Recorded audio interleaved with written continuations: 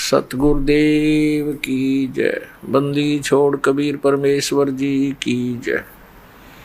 बंदी छोड़ गरीबदास जी महाराज जी की जय। स्वामी रामदेवानंद जी गुरु महाराज जी की जय हो।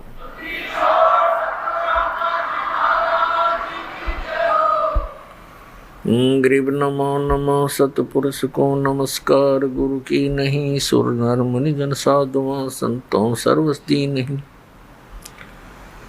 सतगुरु साहेब संत सब डंडो तुम प्रणाम। आगे पीछे मत हुए तिनको जहाँ कुर्बान। नराकार निर्विषम काल जाल भयवंजनम निर्लेपम निज निर्गुणम अकल अनुबेशुंदनम।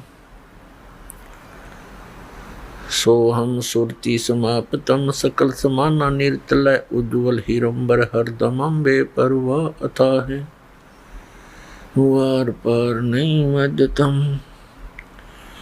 गरीब जो सुमर सिद्ध होई गणनायक गलता ना करो अनुग्रह सोई पारस पद परवाना। आदि गणेश मनाऊं गणनायक देवन देवा चरण कमल लो लाऊं आदंत करूं सेवा। परम शक्ति संगीतम रिद्धि सिद्धि दाता सोई अवगत गुण अतीतम सतपुरुष निर्मोही जगदम्बा जगदीशम। मंगल रूप मुरारी तन मन अर्पों शीसम भक्ति मुक्ति भंडारी। सुर नर मुनि जन ध्यावे ब्रह्मा विष्णु महेशा शेष शेष मुख गावे पूजे आदि गणेशा।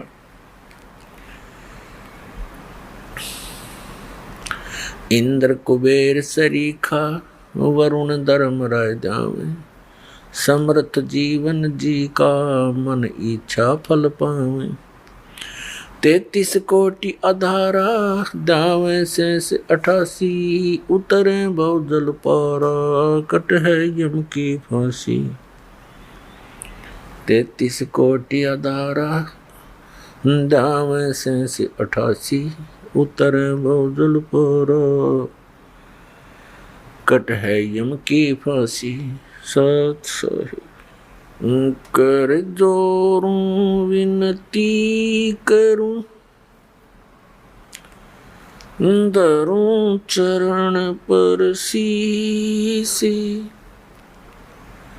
गुरु जी राम देवानंद जी महाराज ने दियो नाम बख्शीश। कोटि कोटि सिजदा करूं कोटि कोटि प्रणाम। चरण कमल में राखियो मैं बंदी जाम गुलाम।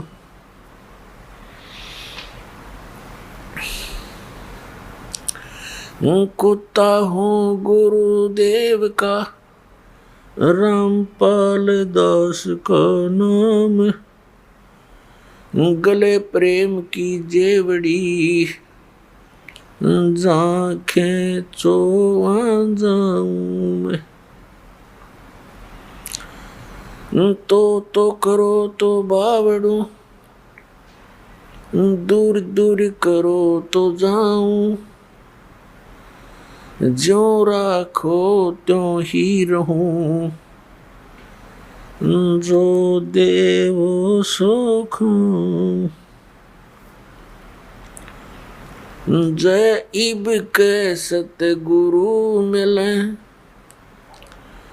सब दुख आँखों रोए। चरणों ऊपर शीश धरूं कहूँ जो कहनी हो। कबीर साईं मिलेंगे पूछेंगे कुशलात। आदि अंत की सब कहूँ अपने दिल की बात। गुरु जी तुम ना भूलियो, चाहे लाख लोग मिल जाए, हम जैसे तुमको बहुत हैं, तुम जैसे हमको नहीं। तुम्हारे विसारे क्या बने, मैं किसकी शरण में जाऊं। शिव विरंच मुनि नारद, तिनके हृदय न सम। परम पिता परमात्मा पूर्ण ब्रह्म सारी सृष्टि के रचनहार कबीर परमेश्वर जी की असीम कृपा से पुण्यात्माओं आपको इस सत्संग सुनने का सुअवसर प्राप्त हुआ। सत्संग के अंदर बहुत ही पुण्यकर्मी प्राणी आते हैं जो युगों युगों से परमात्मा प्राप्ति का प्रयत्न करते आ रहे हैं। साधुओं से ती मस्करी और चोरों नाल खुशहाल, ये मल अखाड़ा जीतेंगे, युगों युगों के माल। इस परमात्मा के खाड़े में, परमात्मा प्राप्ति वाले अखाड़े में, अर्थात इस प्ले ग्राउंड में, खेल के मैदान में वही विजयी होंगे जो पिछले जन्म जन्मांतर से परमात्मा की एक्सरसाइज करते हुए आ रहे हैं और भक्ति धन संग्रहित करके उनके अंदर परमात्मा की आस्था शेष है। परमात्मा प्राप्ति के लिए हमें किस आधार की आवश्यकता है, उसके लिए हमें सबसे पहले ये विश्वास होना चाहिए कि जो साधना हम कर रहे हैं ये मोक्ष प्राप्ति की है। पुण्यात्माओं, परमात्मा ने स्वयं आकर ज्ञान दिया है कि जग सारा रोगिया रे, जिन सतगुरु वैद न जाण्या, जग सारा रोगिया रे। भाई जन्म मरण का रोग लगा है, तृष्णा बडरी खांसी। जन्म मरण का रोग लगा है, तृष्णा बडरी खांसी। आवागमन की डोर गले में, पड़ी काल की फांसी। जग सारा रोगिया रे, जिन सतगुरु वैद न जाण्या, जग सारा रोगिया रे। जग सारा रोगिया रे, जिन सतगुरु वैद न जाण्या, जग सारा रोगिया रे। भाई देखा देखी गुरु शिष्य बन गे, किया न तत्व विचारा। देखा देखी गुरु शिष्य बन गे, किया न तत्व विचारा। गुरु शिष्य दोनों के सिर पे यू काल ठोके पंजारा। जग सारा रोगिया रे, जिन सतगुरु वैद न जाण्या, जग सारा रोगिया रे। जग सारा रोगिया रे, जिन सतगुरु वैद न जाण्या, जग सारा रोगिया रे। भाई जन्म मरण का रोग लगा है, या तृष्णा बडरी खासी। जन्म मरण का रोग लगा है या तृष्णा बडरी खासी। आवागमन की डोर गले में या पड़ी काल की फांसी। जग सारा रो गया रे जिन सतगुरु वैद न जान्या। जग सारा रो गया रे। भाई साचा सतगुरु कोई ना पूजे इन झूठों जगपति आसी। सच्चा सतगुरु कोई ना पूजे इन झूठों जगपति आसी। अंधे की बाँ गही अंधे ने ये मार्ग कौन बतासी। जग सारा रो गया रे जिन सतगुरु वैद न जान्या।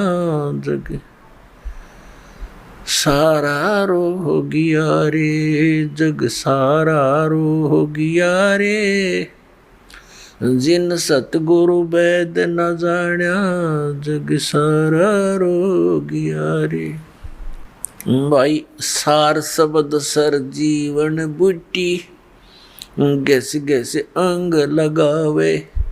सार शब्द सर जीवन बूटी गैस गैस अंग लगावे।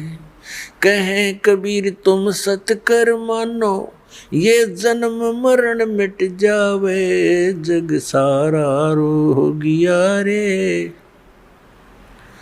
जिन सतगुरु वैद न जान्या। जग सारा रो गया रे जग सारा रो गया रे जिन सतगुरु वैद न जान्या। जग सारा रो गया है। सार शब्द सर जीवन बूटी गैस गैस अंग लगावे। सार शब्द सर जीवन बूटी गैस गैस अंग लगावे। कहे कबीर तुम सत कर मानो ये जन्म मरण मिट जावे। जग सारा रो गया रे जिन सतगुरु वैद न जान्या। जग सारा रो गया रे। अब परमात्मा ने कहा कि ये सब पूरा विश्व रोगी है। कौन से रोग से रोगी है? ग्रस्त है ये जन्म और मृत्यु के रोग से। और जब तक जन्म और मृत्यु का ये रोग नाश नहीं होगा तब तक आत्मा स्वस्थ नहीं हो सकती, तब तक परम शांति नहीं हो सकती। तो पुण्यात्मा परमात्मा के पाने के लिए हमें एक विशेष विवेक की आवश्यकता पड़ेगी। उसके अंदर हमें सबसे पहले कौन सी वस्तु को आधार मानना पड़ेगा? हमने परमात्मा के पाने के लिए उस साधना को आधार मानना पड़ेगा जिस साधना को करके जिन महापुरुषों को हम अमर मानते हैं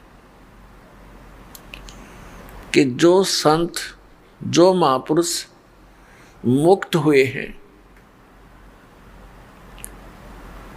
उन्होंने कौन सी साधनाएं की, कौन सी भक्ति की और उन्होंने कौन परमात्मा बताया। फिर तो बात सब संशय खत्म हो जाती है, बात ही समाप्त हो जाती है। हमारे अंदर जो शंकाएं थी वो नष्ट हो जाएंगी। उसके साथ साथ जो उन महापुरुषों ने साधनाएं की और वो मुक्त हुए,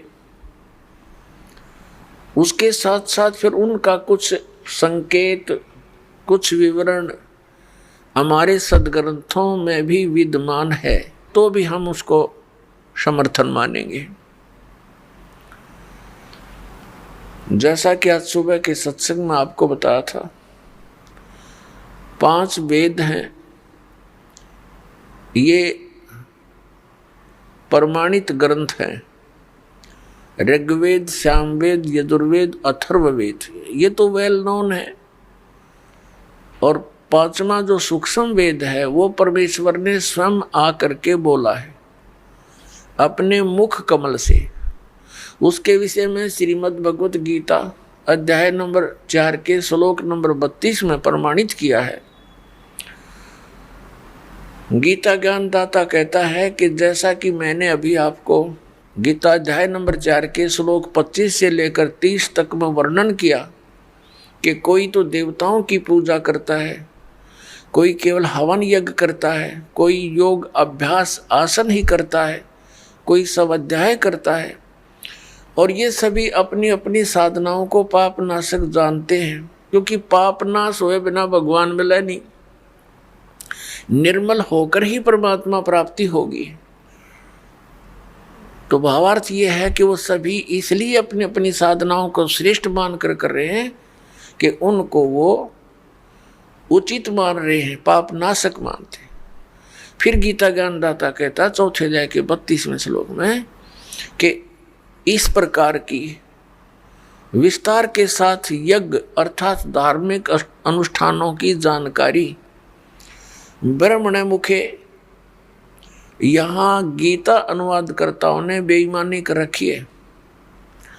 ब्रह्मण मुखे का अर्थ कर रखा है वेद की वाणी। वेद वाला ज्ञान तो वो गीता ज्ञान दाता बोल ही रहा है, और उससे वो हटकर बता रहा है कि सच्चिदानंद घन ब्रह्म की वाणी में विस्तार के साथ कही गई है। अब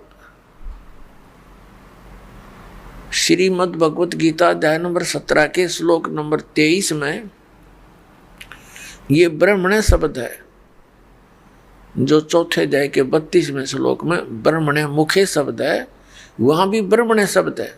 तो वहाँ इनकी नीत साफ थी अनुवादकर्ताओं की। इन्होंने वहाँ पर ब्रह्मण का अर्थ कर दिया सच्चिदानंद घन ब्रह्म, जो इसका असली अर्थ है। और यहाँ 4th अध्याय के 32वें श्लोक में ये डंडी मार गए, क्योंकि इनको ज्ञान था नहीं, बेईमानी कर गए।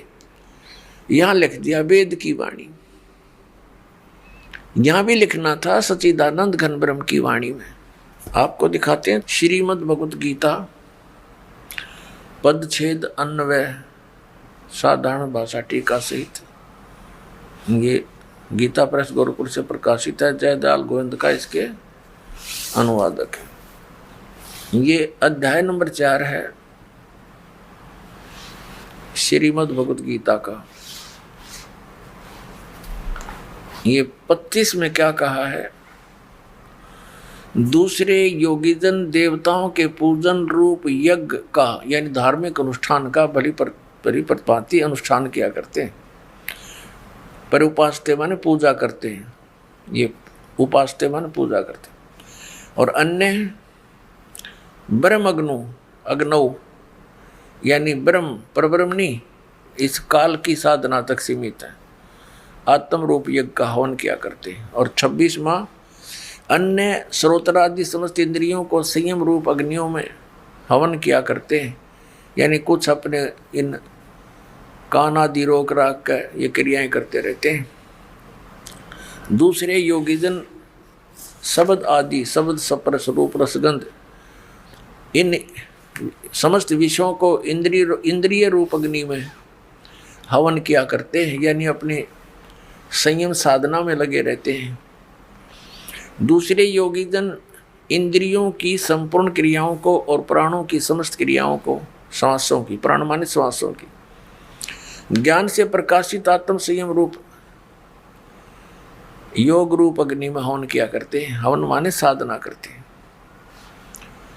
और कई पुरुष दर्व संबंधी यज्ञ करने वाले हैं, यानी दर्व संबंधी माने धन से होने वाला। जैसे कोई भंडारा कर दिया कि तक कंबल बांट दिए, और कहीं कोई धर्मशाला बनवा दी, कोई मंदिर बनवा दिया, इस तरह कि तो भंडारे कर दिए, इस तरह कहते हैं कुछ एक इस प्रकार की साधना करके संतुष्ट है कि हमने बहुत कुछ कर लिया। द्रव्य संबंधी यज्ञ, द्रव्य माने धन से होने वाली करने वाले कितने ही तपस्या रूप यज्ञ करते हैं, कई तपस्या ही करते हैं, अनुष्ठान करते तपस्याओं का। दूसरे योग करते हैं, योग अभ्यास यानी पेट घुमा दिया कि ऊपर न पर नीचे न सिर कर ली, इस तरह की क्रियाओं से ही वो अपने आप को संतुष्ट मानते हैं। और कुछ एक अहिंसावादी तीक्ष्ण व्रतों से युक्त यत्नशील पुरुष, कुछ एक ऐसे जैसे मुंह पर पट्टी बांध के और नंगे पैरों चल रहा है, इसको अहिंसावादी तीक्ष्ण व्रत बोलते हैं। कुछ ऐसी क्रियाएं करते हैं। और कुछ स्वाध्याय रूप ज्ञान यज्ञ करने वाले हैं, जैसे गीता जी का पाठ कर लिया या कोई मंत्र, वेदों के मंत्र गोट लिए, इस तरह के स्वाध्याय बोलते हैं। अब 29-30 में क्या कहा कि दूसरे कितने योगी जन अपान वायु में प्राणवायु को हवन करते हैं, यानी अपने इन अंदर की 5 प्राणों से ही खसते रहते हैं, प्राणवायु को अपान वायु में। अन्य कितने ही नियमित आहार करने वाले हैं, यानी सीमित आहार, एक बार खा लिया, थोड़ा सा खा लिया, उसका अभ्यास करते रहे। कुछ प्राणायाम करते रहते हैं, प्राणों की और अपान की गति को रोककर प्राणों को श्वास छोटा कर बड़ा श्वास बढ़ाने घटाने के चक्कर में लगे रहते हैं, प्राणों में हवन क्या करते हैं। ये सभी साधक यज्ञों के द्वारा पापों का नाश कर देने वाले यज्ञों को जानने वाले हैं। इसका वास्तविक अर्थ ये है कि ये सभी अपनी अपनी साधनाओं को पाप नाश करने वाली जानते हैं। यदि ये इनको पता लग जाए कि ये साधना पाप नाशक नहीं है, तुरंत त्याग देंगे ये। यदि यही सही होते, फाइनल होते, तो चौथे अध्याय के 32वें श्लोक में गीता ज्ञानदाता ये नहीं कहता कि और विस्तार के साथ वहाँ लिखी हुई है। अब और विस्तार क्या रह गया, जितने डले डोने थे सारे लिख कर रखे, इसमें बता रखे। अब देखना अध्याय नंबर 4 के और श्लोक नंबर 32 में कहा है, इसमें एक शब्द है एवं बहुविधा यज्ञा वित्तता ब्रह्मणे मुखे। ये ब्रह्मणे शब्द है इसमें, चौथे अध्याय के 32वें श्लोक में।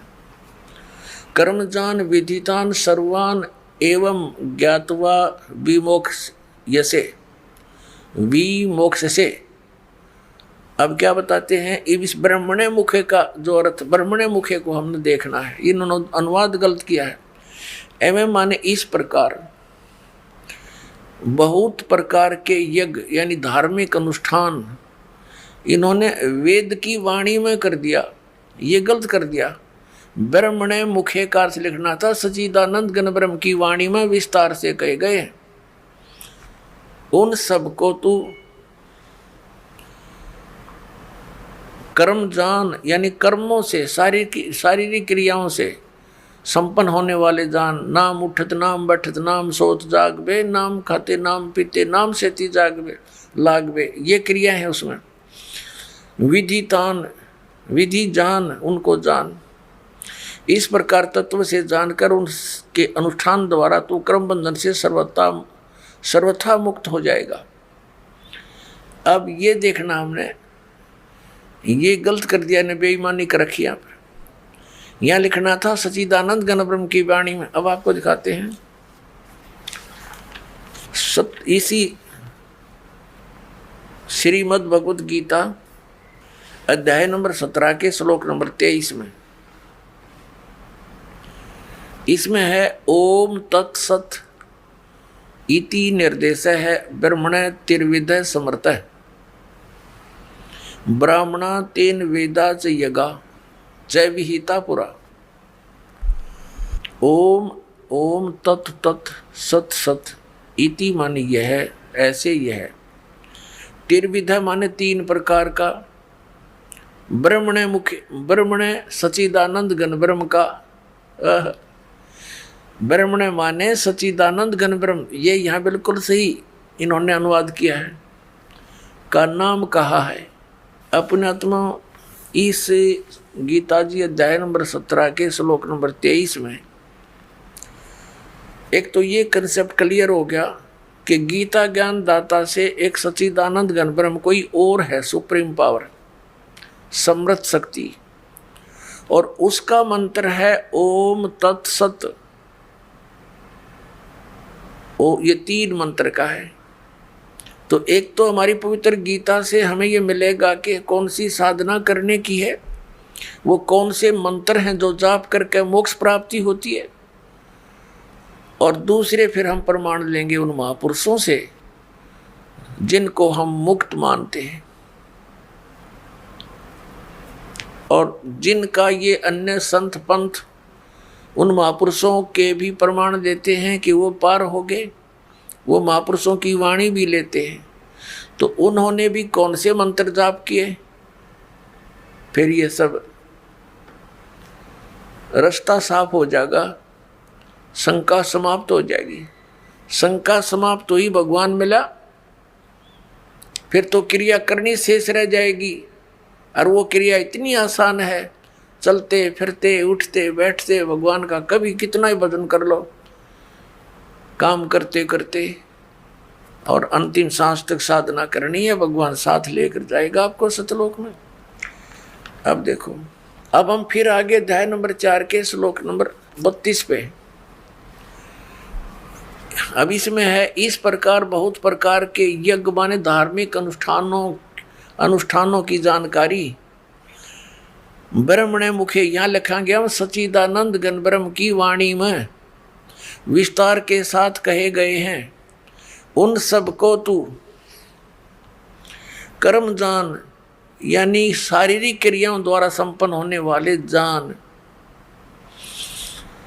इस प्रकार तत्व से जानकर उनके अनुष्ठान द्वारा कर्म बंधन से सर्वथा मुक्त हो जाएगा। इस अध्याय नंबर गीता अध्याय नंबर 4 के श्लोक नंबर 32 का सारांश है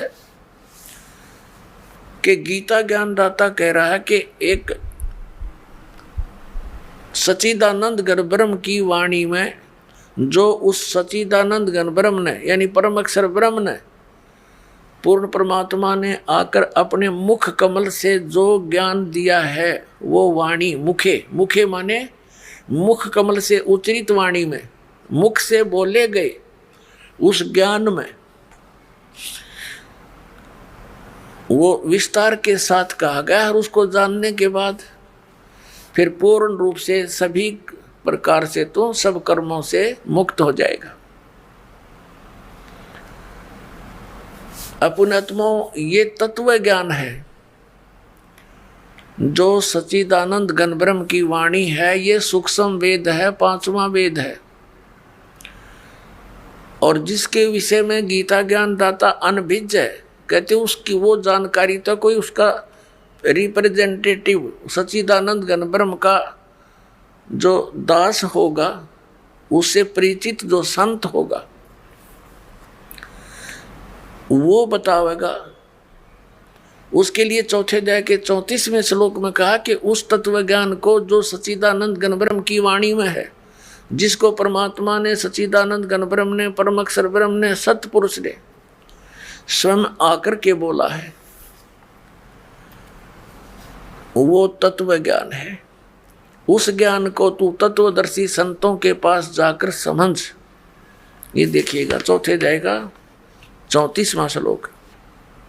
उस ज्ञान को जो सच्चिदानंद घन ब्रह्म ने स्वयं आकर के बोला है, उस ज्ञान को, उस तत्व ज्ञान को तू तत्वदर्शी ज्ञानियों के पास जाकर समझ।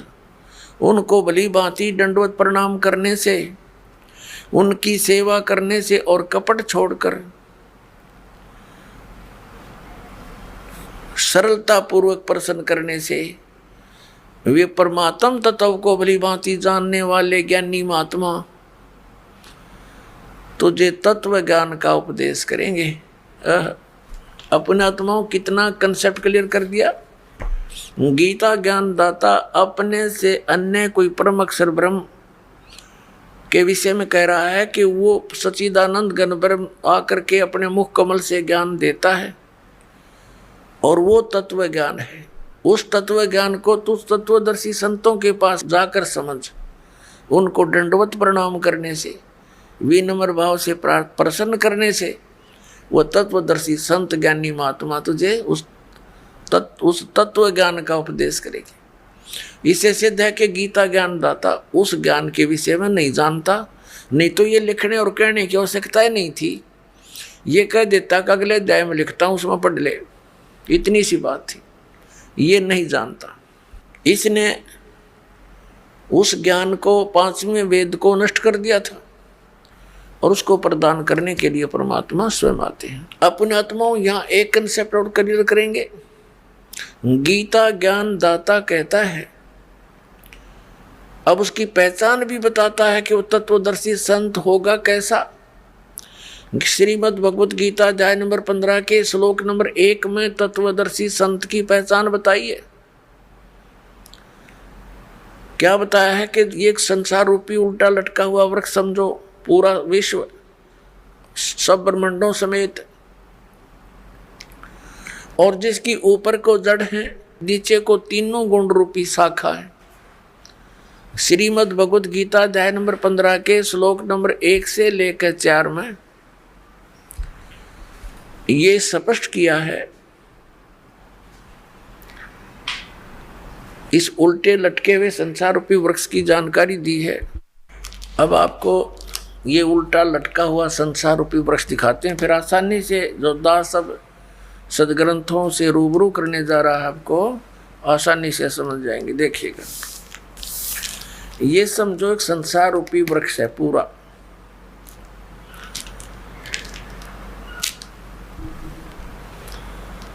ऊर्ध्व मूलम अधः शाखम। देखिए श्रीमद् भगवत गीता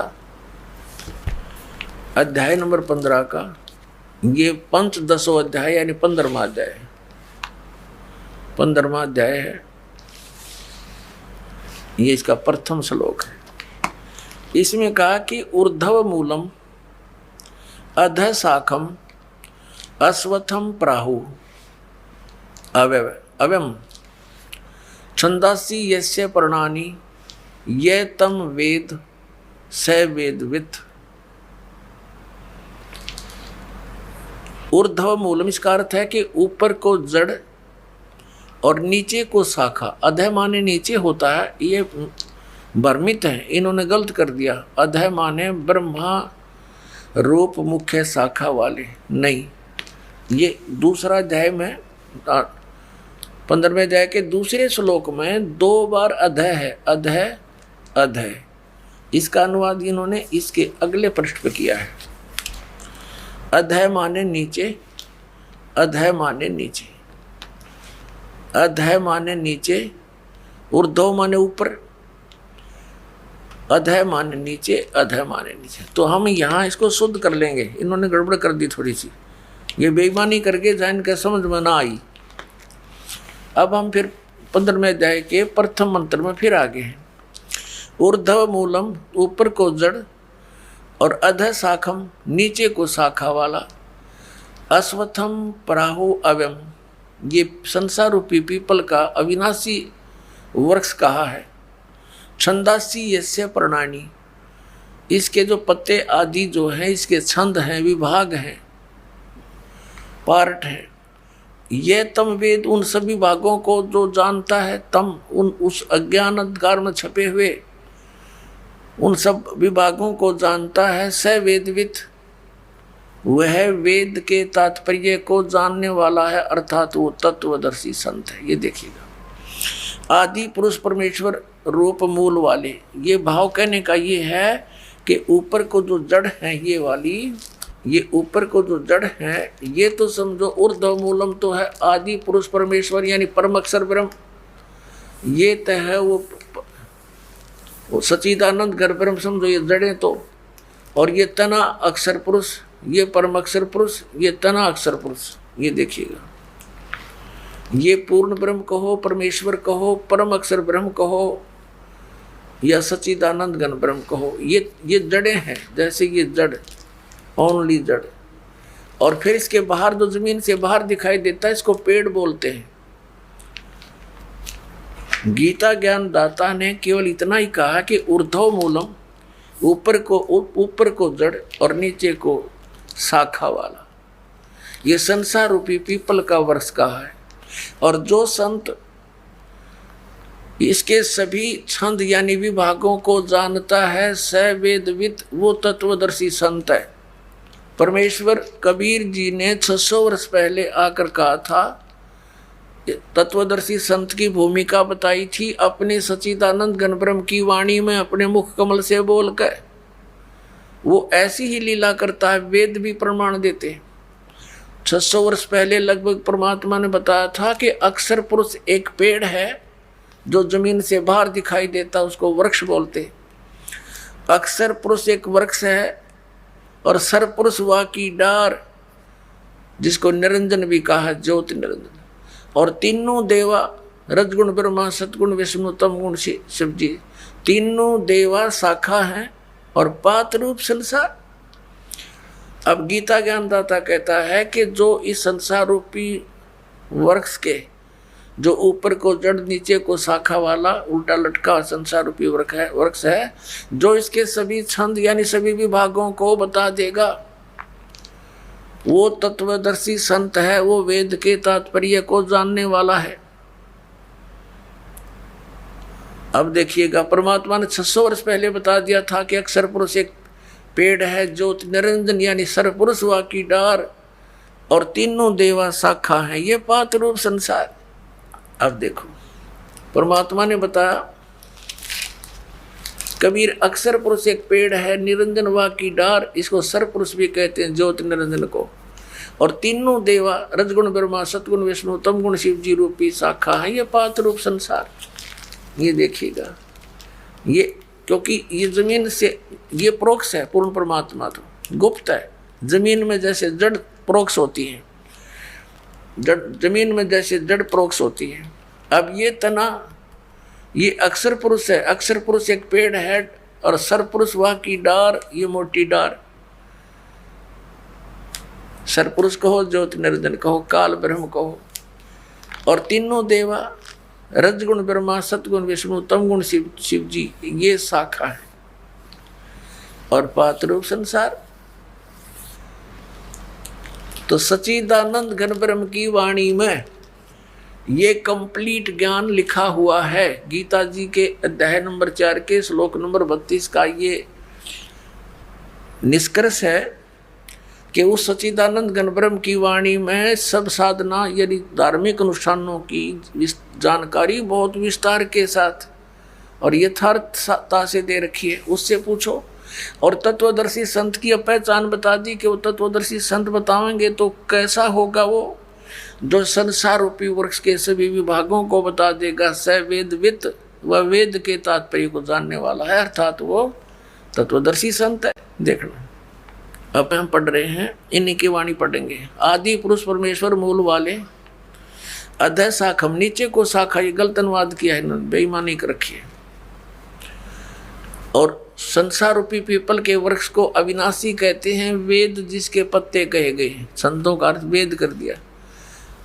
और उस संसार रूप वृक्ष को जो पुरुष मूल सहित जड़ से लेकर और पत्तों तक, ये समझो, मूल सहित तत्व से जानता है, स वेदवित, वह वेद के तात्पर्य को जानने वाला है। वो तत्वदर्शी संत है, वो वास्तव में ज्ञानी तत्वदर्शी संत।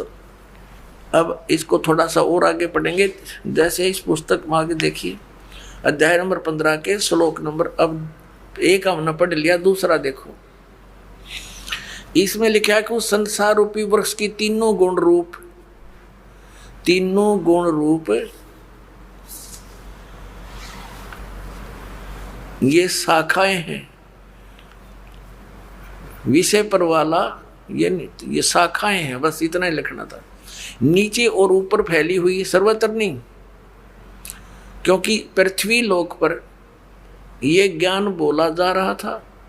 और श्री ब्रह्मा, श्री विष्णु, श्री रजगुण ब्रह्मा, श्री सतगुण विष्णु, श्री तमगुण शिव जी की जो पहुंच है, रीच है, उनकी जो पहुंच है, जो उनका प्रभुता है उनकी, वो केवल इन 3 लोकों पर है। पृथ्वी लोक, नीचे पाताल लोक और ऊपर स्वर्ग लोक। इन 3 लोकों पर इनकी प्रभुता है, यहाँ तक इनकी पहुंच है। ये एक एक विभाग के मंत्री हैं। और पृथ्वी लोक पर यूँ बोला जा रहा है क्या ना, ऊपर और नीचे यानी स्वर्ग और नीचे पाताल तक इनकी क्षमता है। रजगुण ब्रह्मा, सतगुण विष्णु, तमगुण शिव जी की। देखना श्रीमद् भगवत गीता अध्याय नंबर 15 का हम श्लोक नंबर अब दूसरा पढ़ रहे हैं। उस संसार वृक्ष की तीनों गुण रूप शाखा, ये है अधः च ऊर्ध्वम प्रसरता तस्य शाखा गुण प्रवर्धा। अब यहाँ तीनों गुण रूप जल से बड़ी हुई शाखाएं नहीं है, यह है विषय पर वाला शाखा, विषय विकारों की शाखाएं हैं, ऐसा समझो। इन्हें गलत कर रखा है। नीचे और ऊपर, सर्वत्र नहीं, नीचे और ऊपर फैली हुई है। और मनुष्य लोक में, यहाँ पृथ्वी लोक पर कर्मों के अनुसार बांधने वाली, यानी कर्मों के आधार पर ये हमें सुनियोजित रखने वाली भी मुख्य कारण है। मूलानी माने जड़ हैं, ये मुख्य कारण है। नीचे और ऊपर, सभी लोकों में नहीं, केवल नीचे ऊपर फैली हुई है। यहाँ एक शब्द है तीनों गुण रूप शाखा। अब रजगुण ब्रह्मा है, सतगुण विष्णु, तमगुण शिव जी, ये कंसेप्ट क्लियर करना पड़ेगा। एक तो बहुत ही सिंपल सा देखिए आप, रजगुण ब्रह्मा है, यही तीनों गुण है, यही 3 देवता। इन्हीं पुराणों में देखिएगा, ये गीता प्रेस गोरखपुर से प्रकाशित है, मार्कंडेय पुराण।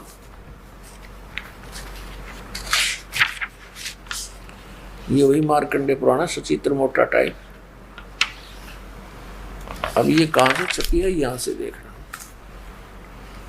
प्रकाशक एवं मुद्रक हैं, गीता प्रेस गोरखपुर, गोविंद भवन कार्यालय, कोलकाता का संस्थान। ये इनके फैक्स और फोन नंबर है। इसके 123 नंबर पर आपको दिखाते हैं। संक्षिप्त मार्कंडेय पुराण 122 पृष्ठ से शुरू करेंगे। ये मार्कंडेय जी बोल रहे हैं, मार्कंडेय जी अपना ज्ञान बता रहे हैं, इसके सामने आ जाते हैं। यहाँ रजोगुण प्रधान ब्रह्मा, तमोगुण प्रधान रुद्र और सत्व प्रधान श्री विश्वपालक विष्णु हैं। यही 3 देवता हैं और यही 3 गुण हैं। यही 3 देवता हैं, रजगुण ब्रह्मा, सतगुण विष्णु, तमगुण शिव जी। और यही 3 देवता कहो चाहे इनको 3 गुण कहो। वह कंसेप्ट क्लियर। वैसे तो बुद्धिमान को कहते हैं संकेत बहुत होता है, लेकिन फिर भी ये बहुत गहरी जड़ें हैं इस अज्ञान की हमारे अंदर, और प्रमाण देते हैं।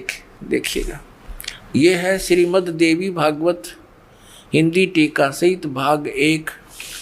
ये कहाँ से प्रकाशित है?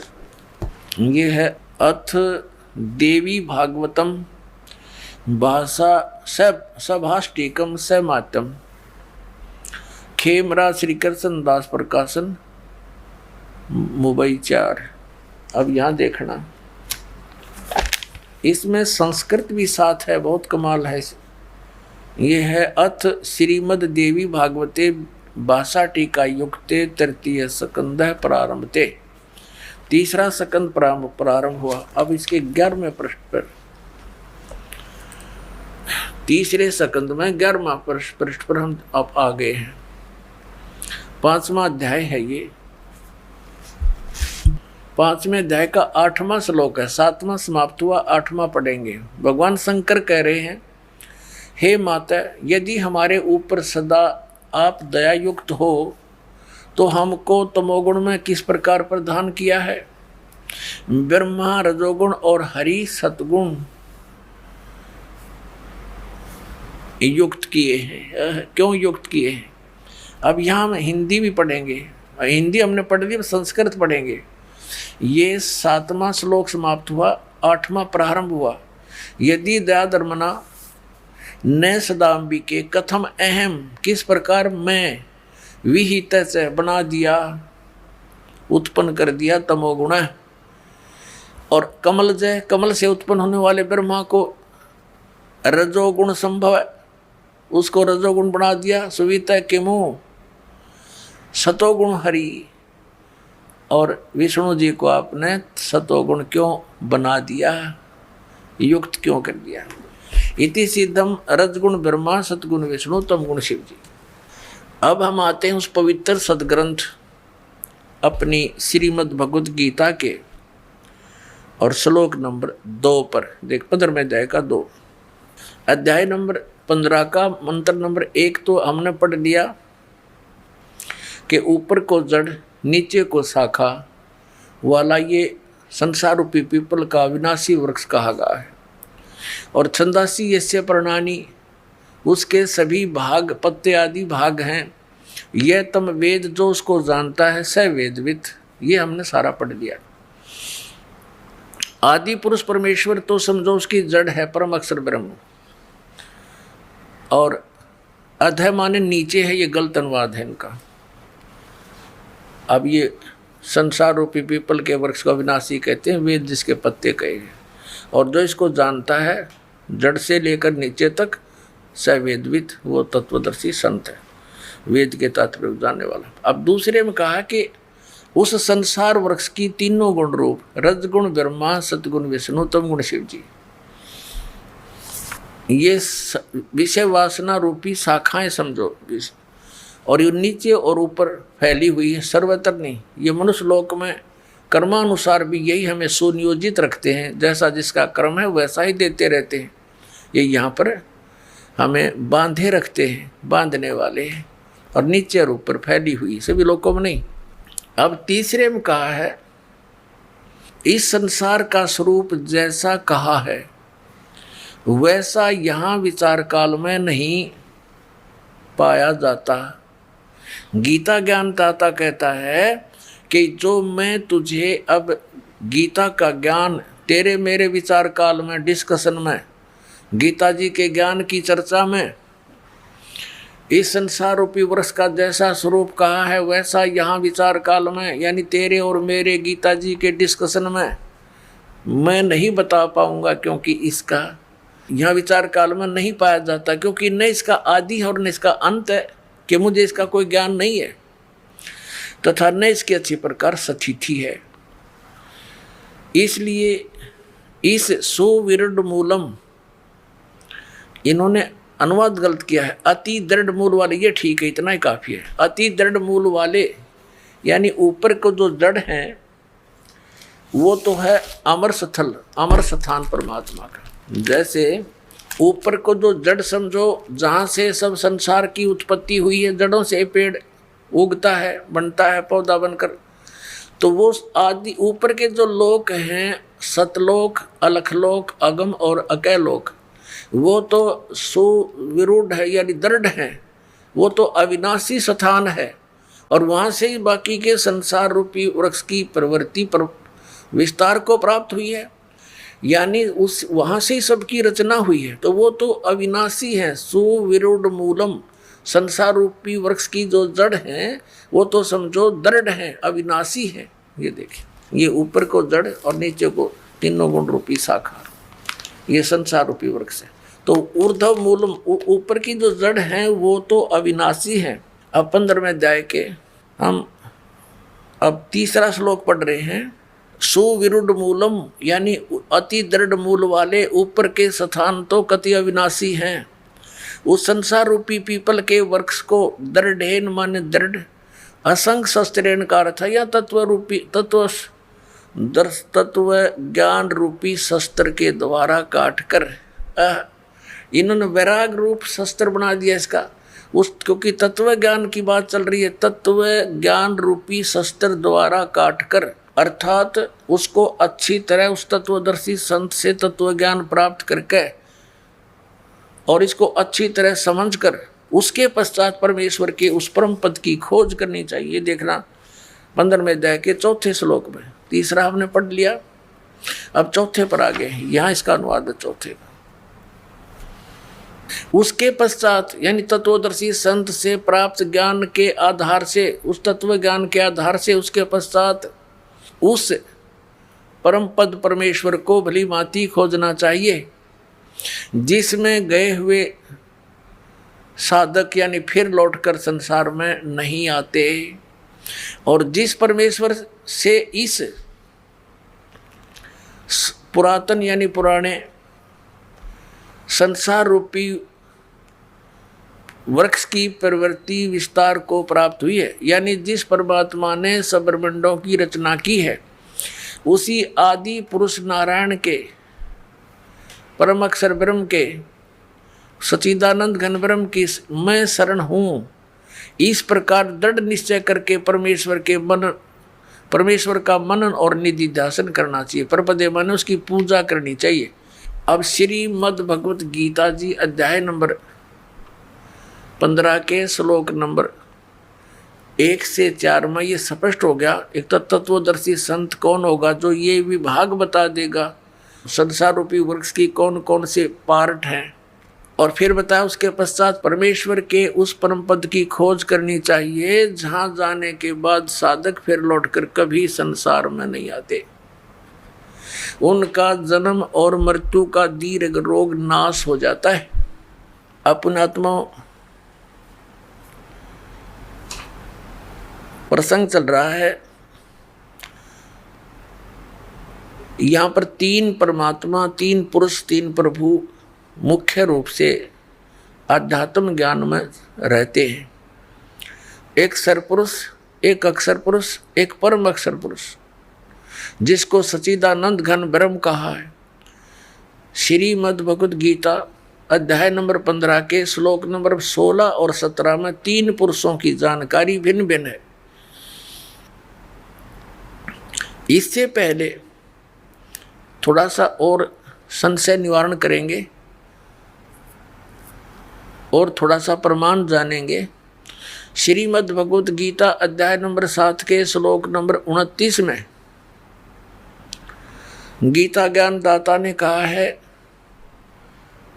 कि जो व्यक्ति उस तत्ब्रह्म से परिचित है और सारे अध्यात्म ज्ञान से परिचित है, सभी कर्मों से परिचित है, वो केवल जरा और मरण से छूटने के लिए ही प्रयत्न करता है, संसार की और किसी भी वस्तु की इच्छा नहीं रखता।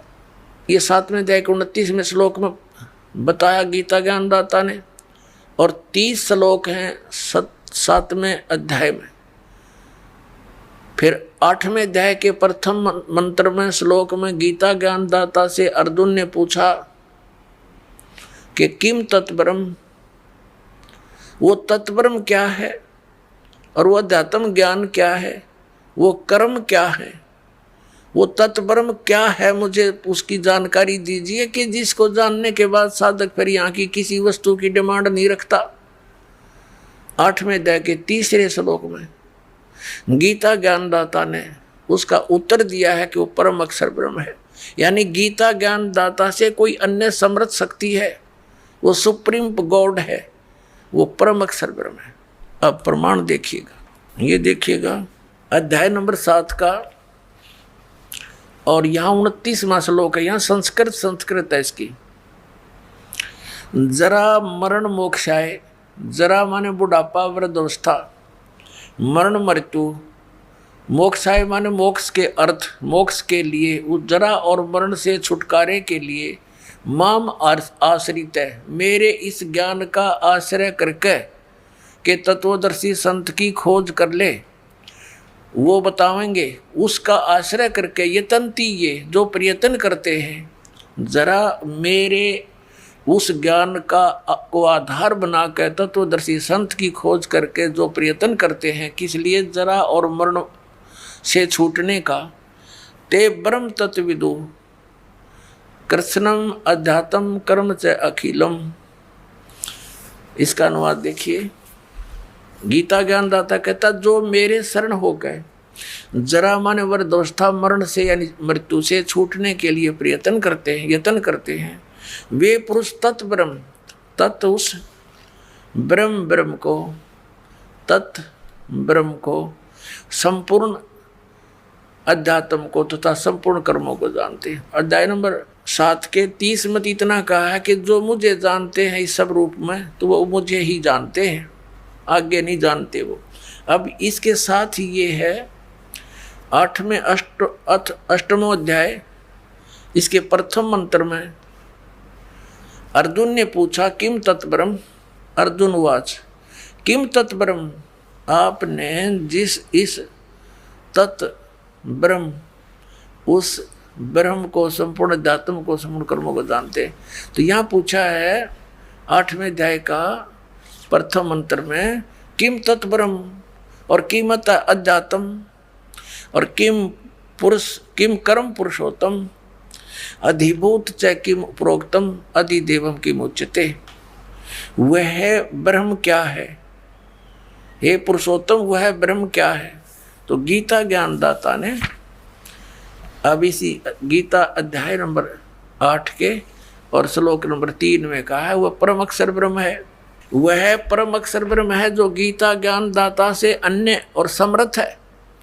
अब हम समझेंगे गीता अध्याय नंबर 15 के श्लोक नंबर 16 और 17 को बहुत आसानी से समझ में आएंगे। सरपुरुष ये ज्योति निरंजन है, गीता ज्ञानदाता श्री कृष्ण में प्रवेश करके बोलता है।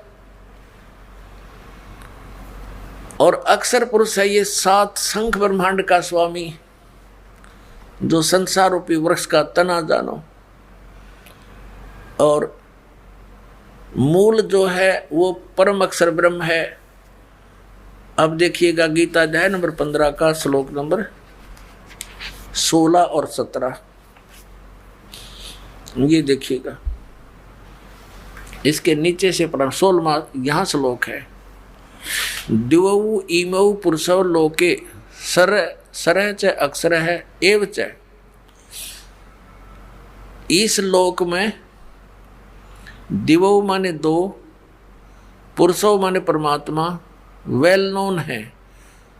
कौन? सरपुरुष कहो, अक्षर पुरुष कहो। इस पुरुष को हम यहाँ 2 जगह लगा सकते हैं, सरपुरुष और अक्षर पुरुष। और इनके अंतर्गत जितने प्राणी हैं वो तो नासवान हैं, जीवात्मा किसी की मरती नहीं है, तो सबका गधे की भी नहीं मरती। यह अनुवाद देखें। इस संसार में नासवान और अविनाशी भी ये 2 प्रकार के पुरुष, यानी पुरुष माने परमात्मा प्रभु हैं, एक सरपुरुष एक अक्षर पुरुष। और संपूर्ण प्राणियों के शरीर नासवान है, जीवात्मा तो सबकी अविनाशी है, गधे कुत्ते की भी है। अब 17 में कहा कि उत्तम पुरुष तो इन दोनों से, इस सर और अक्षर से, ये 2 पुरुषों से अन्य है। उत्तम पुरुष है तो अन्य, और परमात्मा इति उदारत है, जिसको परमात्मा कहा जाता है। ये लोकत्रयम् आविश्य विभर्ति, जो तीनों लोकों में प्रवेश करके सबका धारण पोषण करता है, अवय ईश्वर है, वो वास्तव में अविनाशी परमात्मा है। उत्तम पुरुष यानी श्रेष्ठ प्रभु तो कोई और है, इन दोनों से 16वें श्लोक वालों से अन्य है, और ही है। तीनों लोकों में प्रवेश करके ये संसार रूपी वृक्ष से, सब पूरे संसार रूपी वृक्ष को यानी जड़ों से ही आहार प्राप्त होता है, यानी उस परमात्मा से ही सबका धारण पोषण हो रहा है। वो सबका मालिक है, सबका दाता है।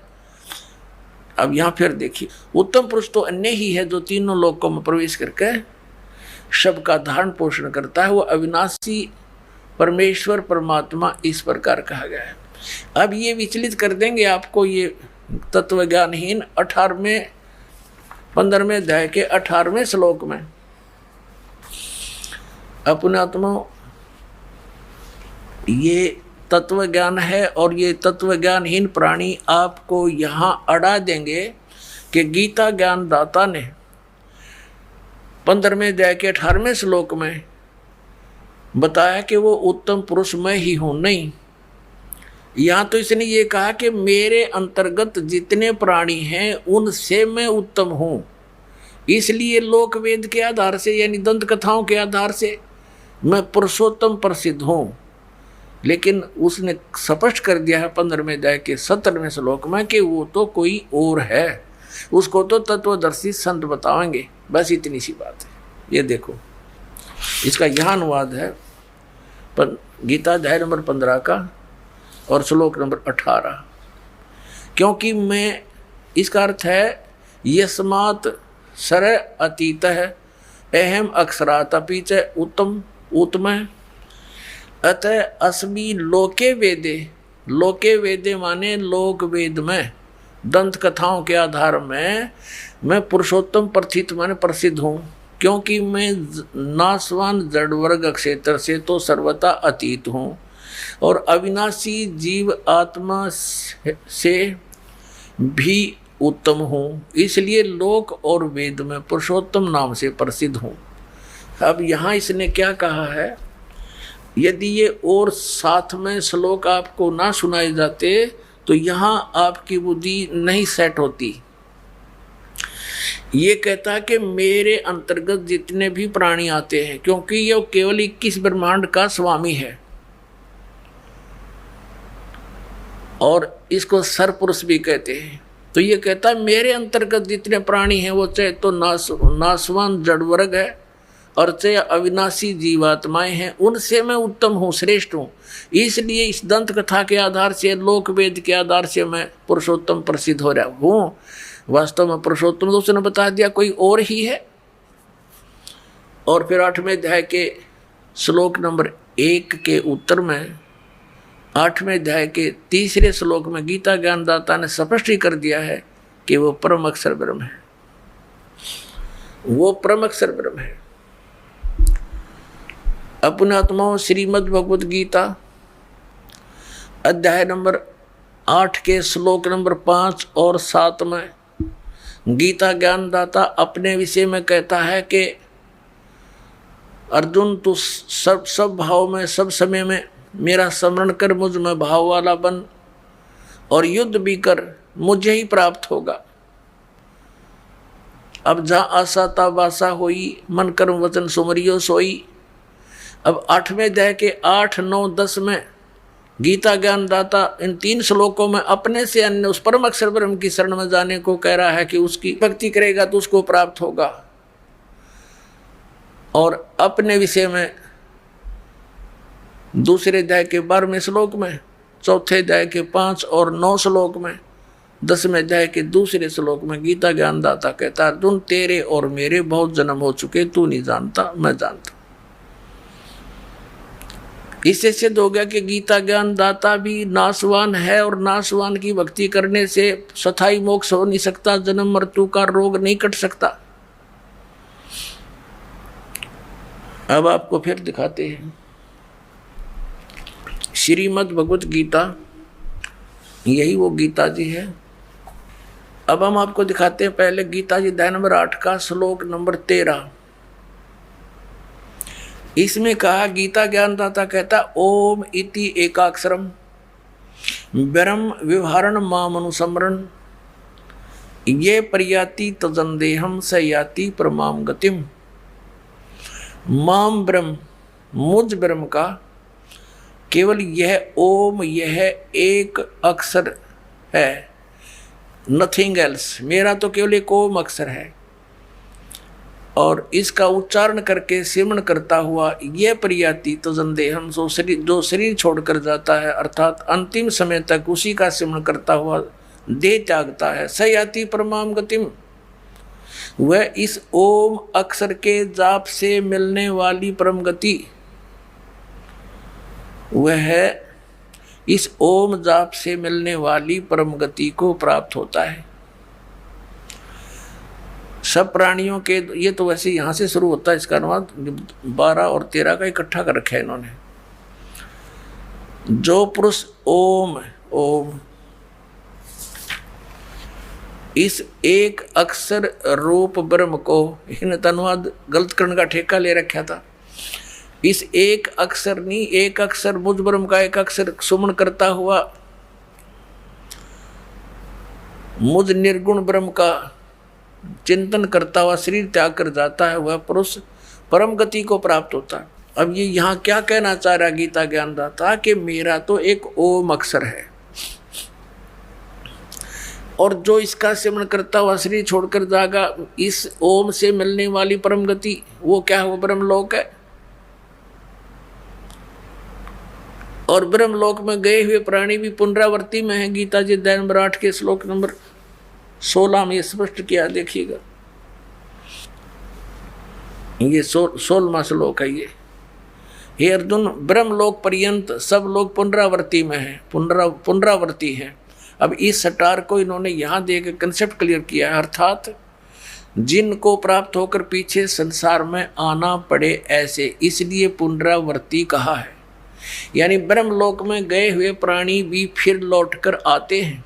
अब यहाँ थोड़ा सा और दिखाएंगे।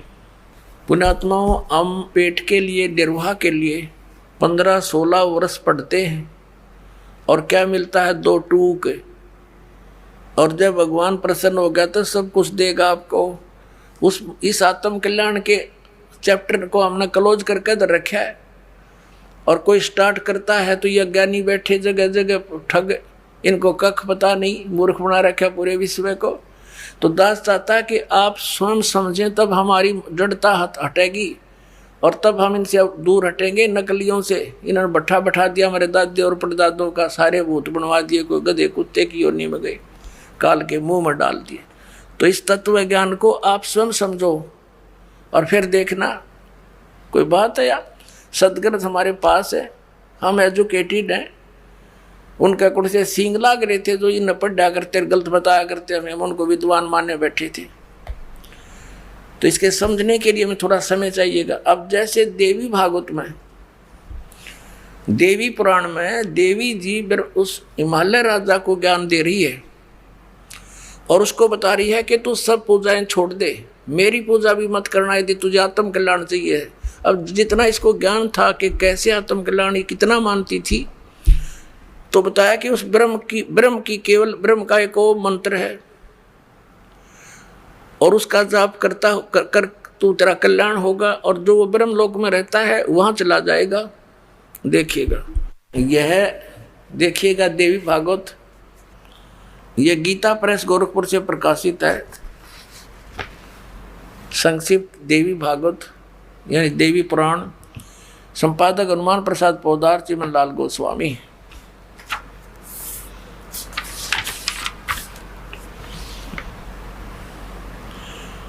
प्रकाशक एवं मुद्रक गीता प्रेस गोरखपुर, गोविंद भवन कार्यालय कोलकाता का संस्थान। हम ज्यादा ना पढ़ेंगे, अपने काम का पढ़ेंगे। 562 पृष्ठ पर ले चलते आप। 7वां स्कंद, संक्षिप्त देवी भागवत, 562 पृष्ठ पे। यहाँ देवी के द्वारा हिमालय को ज्ञानोपदेश, ब्रह्म स्वरूप का वर्णन देवी जी कहने लगी। पहले तो अपने बारे में बताती है, फिर कहती है कि उस ब्रह्म का क्या स्वरूप है। यह बतलाया जाता है जो प्रकाश रूप, सबके अत्यंत समीप में स्थित, हृदय रूप गुहा में स्थित होने के कारण गुहाचर नाम से प्रसिद्ध और महान पद अर्थात परम प्राप्य है। वह ये परम सत्य, हम थोड़ा सा पढ़ेंगे। अमृत अविनाशी तत्व है, सौम्य उस वेदने योग्य लक्ष्य का तुम वेदन करो, मन लगाकर उसमें तन्मय हो जाओ। यहां देखना,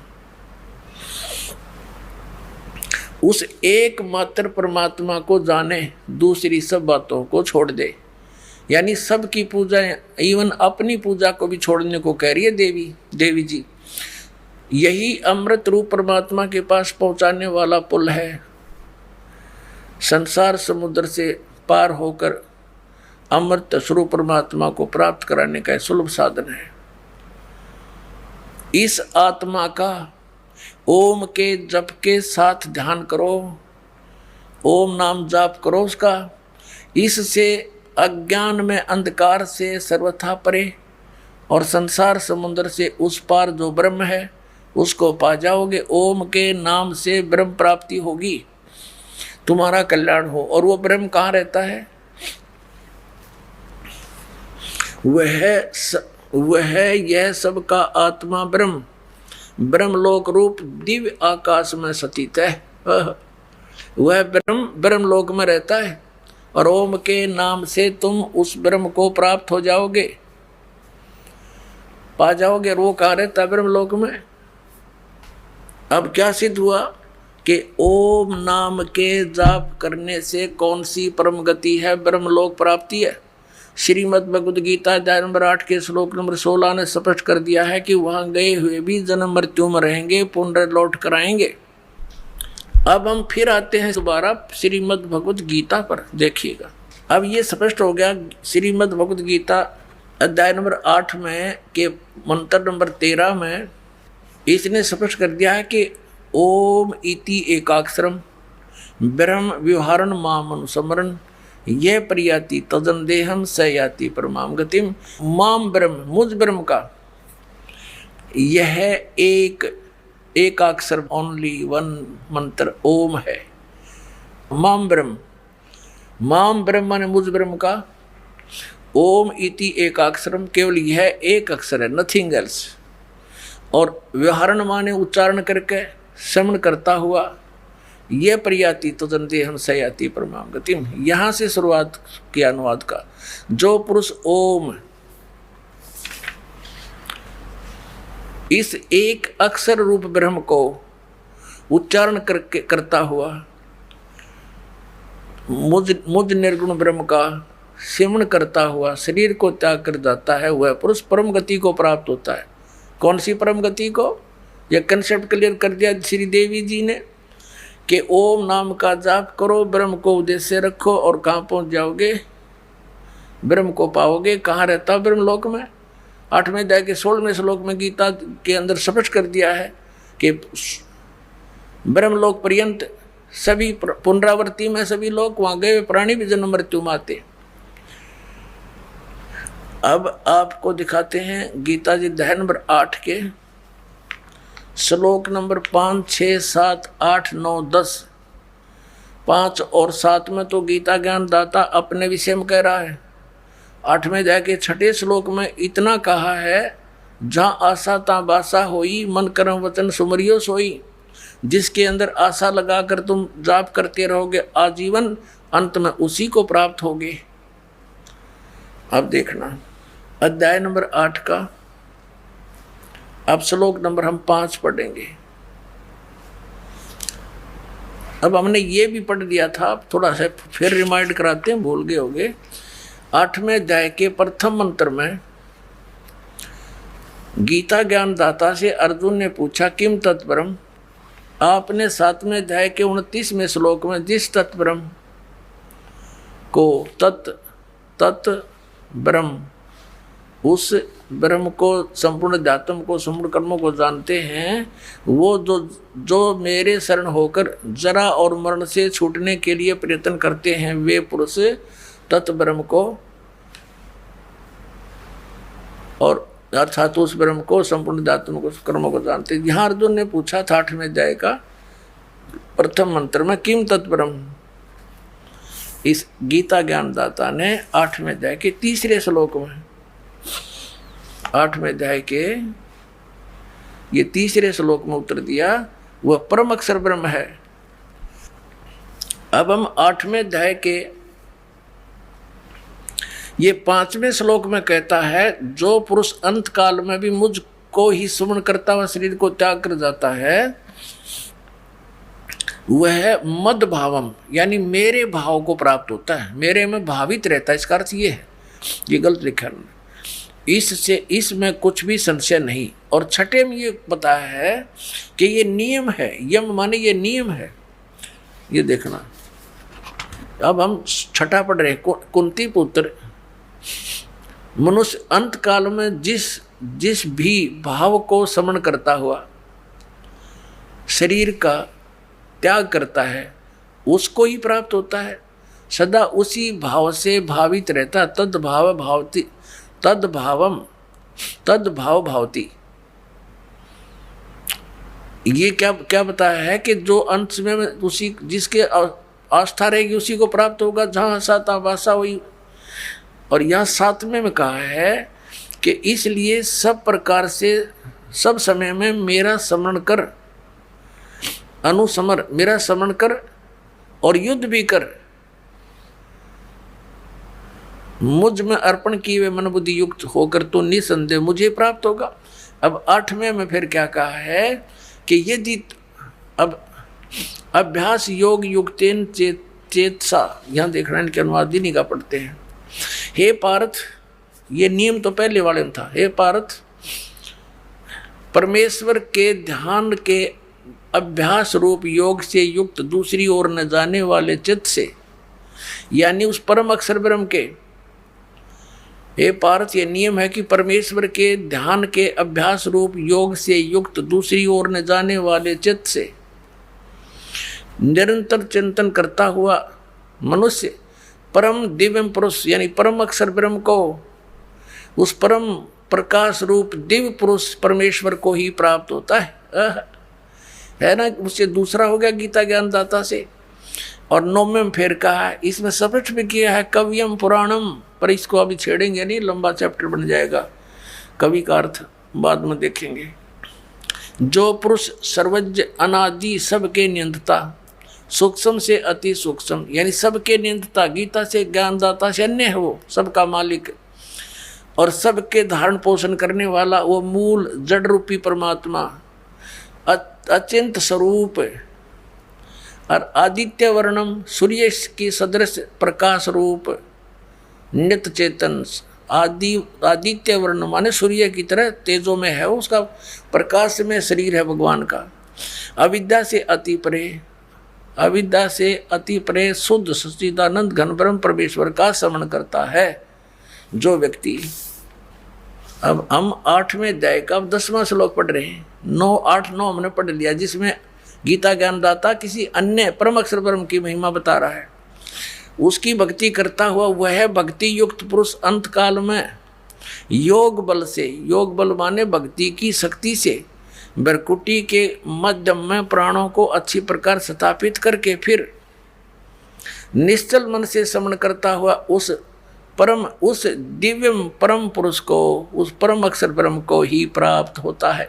श्रीमद् भगवद गीता अध्याय नंबर 17 के श्लोक नंबर 23 में गीता ज्ञानदाता कहता है उस परम अक्षर ब्रह्म के पाने का, सच्चिदानंद घन ब्रह्म के पाने का 3 मंत्र का जाप है। ओम तत्सत, अपना तो इसने सार्वजनिक कर रखा है और तत् और सत का इसको ज्ञान नहीं, क्योंकि इसने उस समय आवेश में आकर के परमात्मा के उस ज्ञान का नाश कर दिया। फिर परमात्मा आकर वो ज्ञान बोलते हैं स्वयं अपने अन्य रूप धारण करके, तो ये उसको ये इसके एजेंट समझ नहीं पाते। परमात्मा इस तरीके से उसको अपनी वाणी में छुपा कर जाते हैं, फिर या स्वयं आते हैं या अपना दास भेजकर अपने बच्चों तक उस ज्ञान को फिर सार्वजनिक कराते हैं। अब 17वें अध्याय के 23वें श्लोक को फिर दिखाते हैं आपको, देखिएगा। ये श्रीमद् भगवद गीता 17वें अध्याय का 23वां श्लोक दिखाते हैं, अध्याय नंबर 17 का ये 23 नंबर मंत्र है। ओम तत्सति, ओम तत्सत इति निर्देश ब्रह्मणे त्रिविध समृतः ब्राह्मणा तेन वेदा च यज्ञा च विहिता पुरा। ओम ओम तत् तत् सत सत। ओम तो सीधा है, तत् और सत ये गुप्त है, सांकेतिक है। ऐसे यह 3 प्रकार का सच्चिदानंद घन ब्रह्म का नाम कहा है, वो परम अक्षर ब्रह्म का नाम कहा है। अब ये क्या स्पष्ट हुआ कि श्रीमद् भगवत गीता में गीता ज्ञानदाता ये ऑप्शन छोड़ रहा है कि उस परम अक्षर ब्रह्म के पाने की विधि उस सूक्ष्म वेद में है। उस ज्ञान को तू तत्वदर्शी संतों के पास जाकर समझ, वो सच्चिदानंद घन ब्रह्म की वाणी में निहित है। अपने आत्मा ये 3 अक्षर का मंत्र जो है ये साधना है।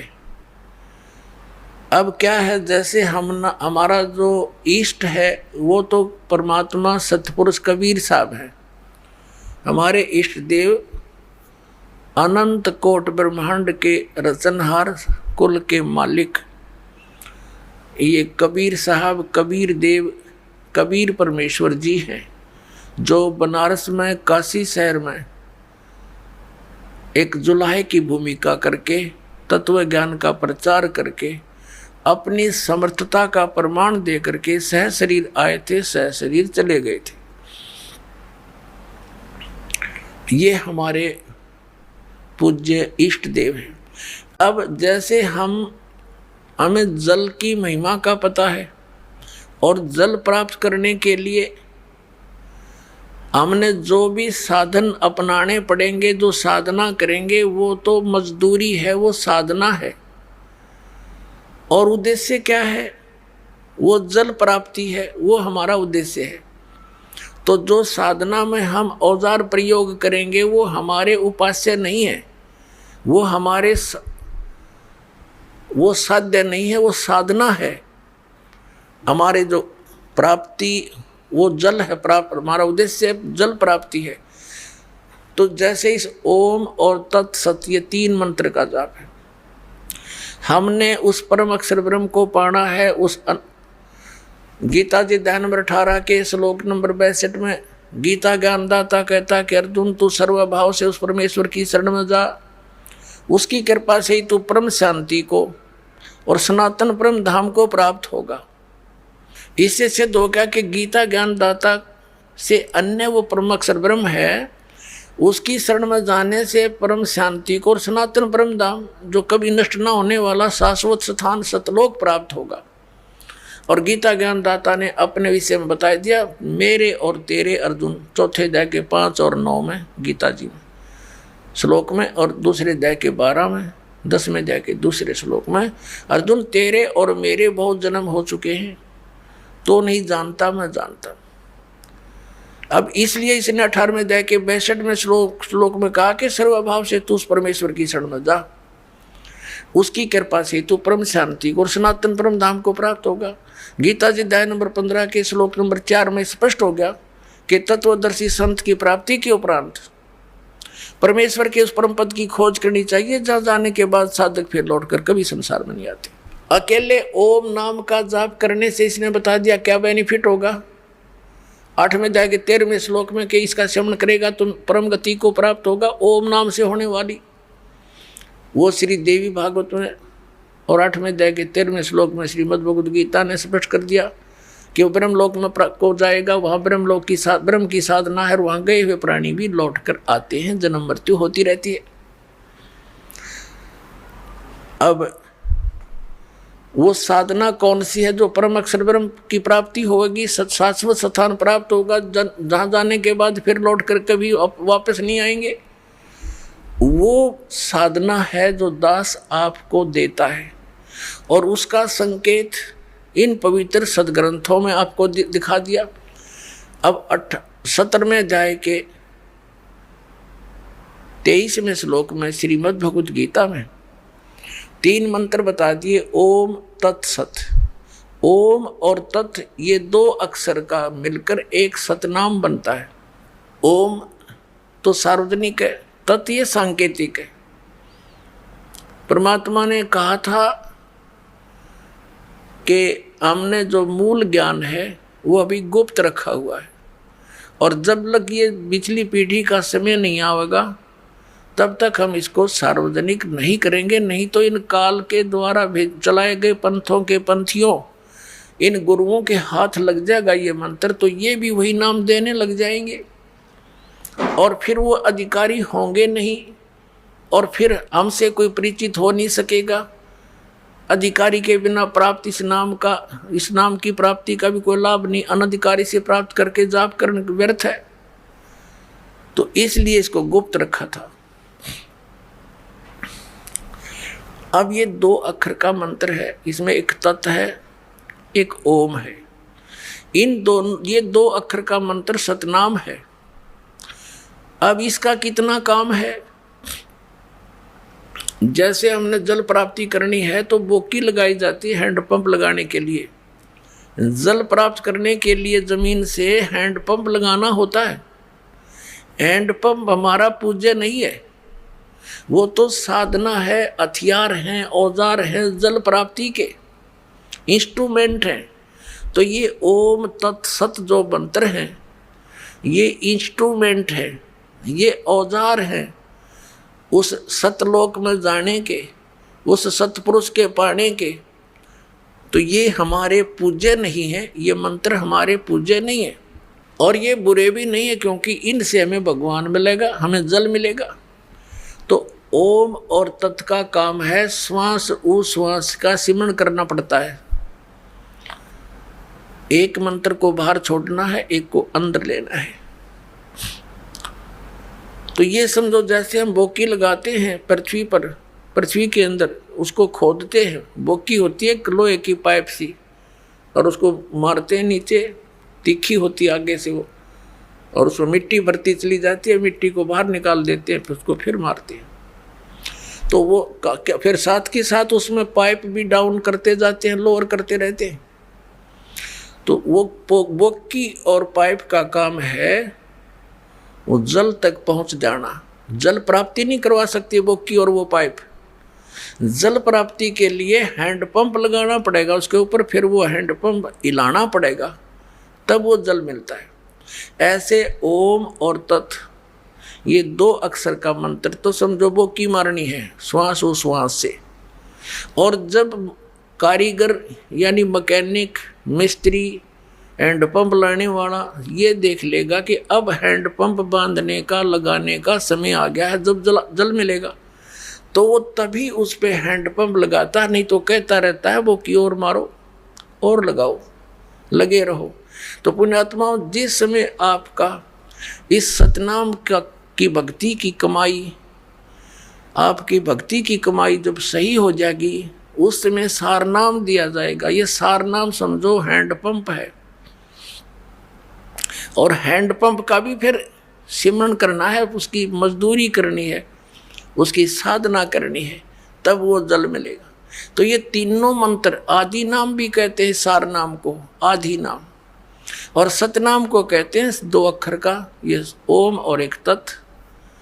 तो इन तीनों मंत्रों के साधना से हमें परमात्मा मिलेगा। और जैसे आपको आज सुबह के सत्संग में, जैसा कि आपको पूर्व में बताया है कि ये भोली आत्मा इन अज्ञानियों के साथ, इन चोरों के साथ कितने खुश हैं, बड़े परम धनी मिल गए हैं, संत मिल गए। तो उसके विषय में सूक्ष्म वेद में परमात्मा कबीर जी ने कहा है कि साधों से ती मस्करी और चोरा नाल खुशहाल, ये मल अखाड़ा जीतेंगे युगों युगों के माल। तो इविन कहते हैं चोरों नकलियों संतों के पास तो बड़े प्रसन्न हुए बैठे हैं।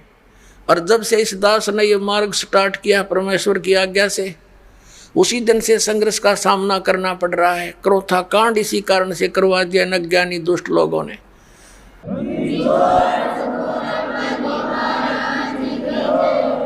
तो कह रहे हैं परमात्मा कि ये मल अखाड़ा जीतेंगे, ये युगन युगन के माल,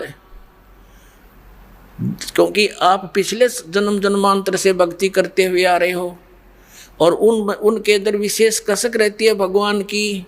तो वो पुण्यात्मा जा फंसी इन काल के दूता के, इन राधा स्वामी धन धन सतगुरु, और ये जनोद दाड़ेर आगरा वाले, और ये मथुरा वाला जय गुरुदेव, ये ठाकुर जी महाराज, ये सारे के सारे काल के भेजे हुए एजेंट हैं। इन्होंने सारे दुनिया को अपने पीछे लगा लिया। अब ये पुण्यात्मा परमात्मा की चाह में लगे हुए थे, युगों युगों के माल हैं, पहलवान हैं, रेसलर हैं ये। अरे रुक नहीं सकती ये आत्मा भगवान बिना। इनके अंदर एक ऐसी प्रेरणा है पिछले संस्कारों से। और अब ये फंस गए इन काल के दूता के, वहाँ कोई भक्ति है नहीं, जोत लगवाना इन्हें बंद करवा दिया, धर्म कर्म की कोई रास्ता नहीं, कोई विधि नहीं, शास्त्रानुकूल साधना नहीं। तो ये नास्तिक हो जाएंगे कुछ दिनों में। अगर ये मार्ग स्टार्ट ना होता भगवान वाला, तो पूरा भारतवर्ष नास्तिक हो जाता। और ये नास्तिक हो ही गए हैं। जैसे ईसाई हैं, सब मांस खावें, शराब पीवें, सिगरेट ये पीवें, कोई बाउंडेशन नहीं। और एक बार चर्च में नौकरी और चलवाई, तो ये कोई भक्ति है? यहीं तक सीमित था। कुछ दिनों के बाद ये जितने भी उन दूसरे महापुरुषों के पास चले गए, उनको परम धनी जान के, अब सबकी दुर्गति हो जाएगी, थोड़े दिन में शुरू हो जाएगी। और फिर वो नास्तिक हो जाएंगे, सोचेंगे कितना भगवान नहीं है। हमने 6-6 घंटे जान लगा के देख लिया, गुरुजी तो 2.5 घंटे बताए थे। तो अब परमात्मा ने मेहर बख्श दी कि आपको ये यथार्थ भक्ति मार्ग मिल गया। अब क्या है कि जैसे ये तो मल अखाड़ा जीतेंगे युगन युगन के माल, वो पुण्यात्मा सच्चे ज्ञान को सुनेंगे फिर भाग होंगे अपने यथार्थ स्थान पर, वो रुक नहीं सकते वहां पर। आज कोई बालक है, बाल की खाल उतार लेता है जीव, एक बार इसका समझ में ना आई थी का उनको परम धनी मान लिया, ये जो कहते फाइनल है। अब न कख का भी ना पता, ना सतनाम का पता, पांचों नाम काल के जाप करवावे, हर बात बनावे सतलोक जान की। ना उनको सतनाम का पता, ना सचखंड का पता, ना सार नाम का पता, ना सार शब्द का पता। वही सतनाम, वही सार शब्द, वही सतपुरुष, वही सतलोक, वही सचखंड। ये कोई बात हुई? शरण पैरन के ज्ञान का बात बनाओ सचखंड जान की।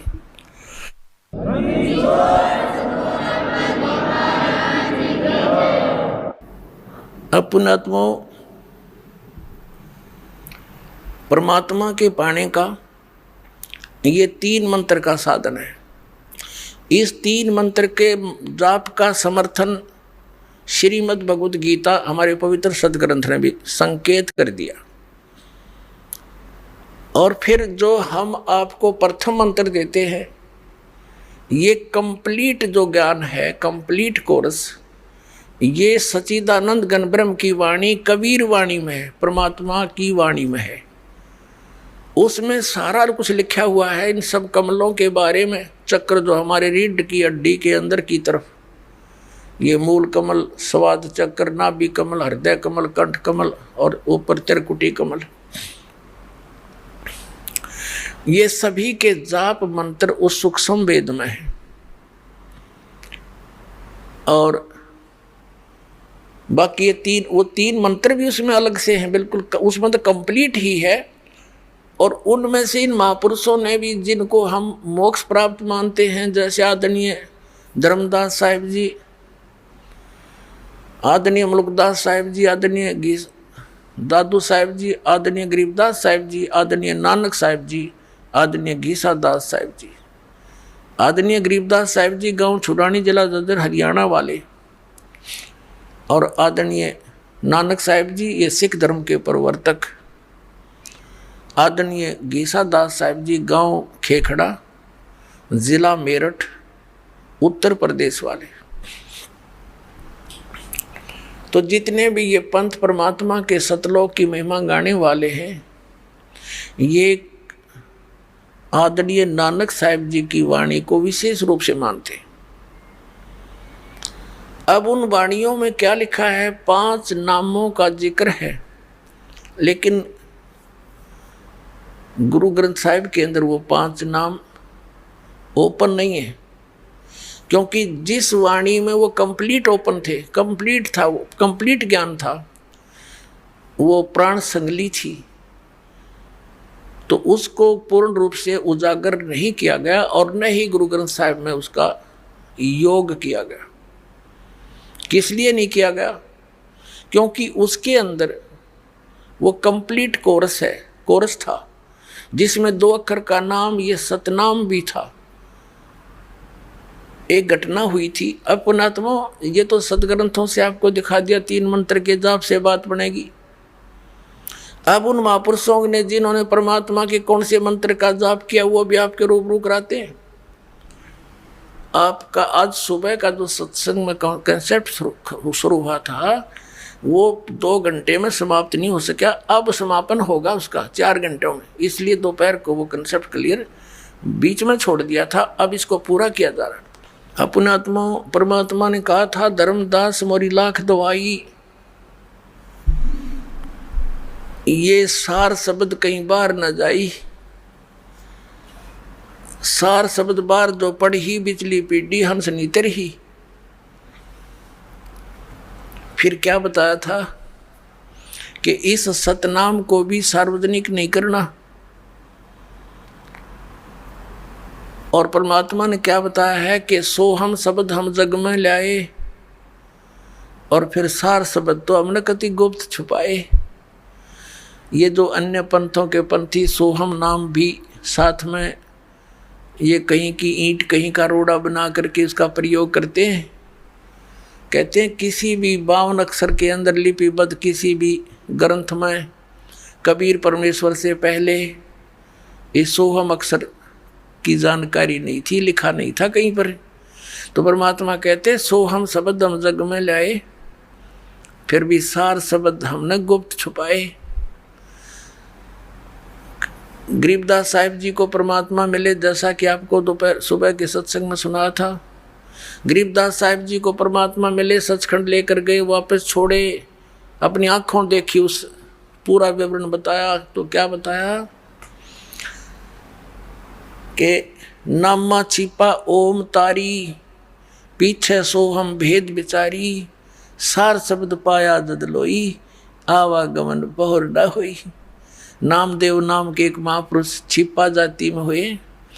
कहते हैं नामा छिपा ओम तारी। आदरणीय नामदेव साहिब जी ये छिंबी जाति में, छिपा जाति में थे, और उनको पहले ओम की ही रट लगा रहे थे, उसकी लौ लगा रहे थे तारी, और पीछे सो हम भेद बिचारी। जब परमात्मा आकर मिले उस प्यारी आत्मा को, वो गुण है मालिक का, अपनी अच्छी आत्माओं को खोजते फिरते हैं। कबीर साहब कहते हैं गोता मारूं स्वर्ग में अर्जा बैठूं पाताल, कह कबीर ढूंढता फिरूं अपने हीरे मोतीलाल। फिर नामदेव जी को जब समझाया और ये ज्ञान बताया, ये मंत्र दिया दूसरा, तो कहते हैं नामा छिपा ओम तारी, पीछे सोहम भेद बिचारी, और सार शब्द, फिर सार शब्द मिलेगा, सार शब्द पाया जद लोई, आवागमन बहुर ना हो। ये है जन्म और मरण के, इस दीर्घ रोग के नाश करने का 3 मंत्र का ये साधना जाप, ये मंत्र है। अब इसके लिए आदरणीय गरीबदास साहिब जी ने अपनी वाणी में लिखा है, राम नाम जप कर थर होई, ओम सोहम मंत्र दोई। ये 2 मंत्र हैं सतनाम के, और इन्हीं मंत्रों को कौन जाप करते थे? आदरणीय नानक साहिब जी।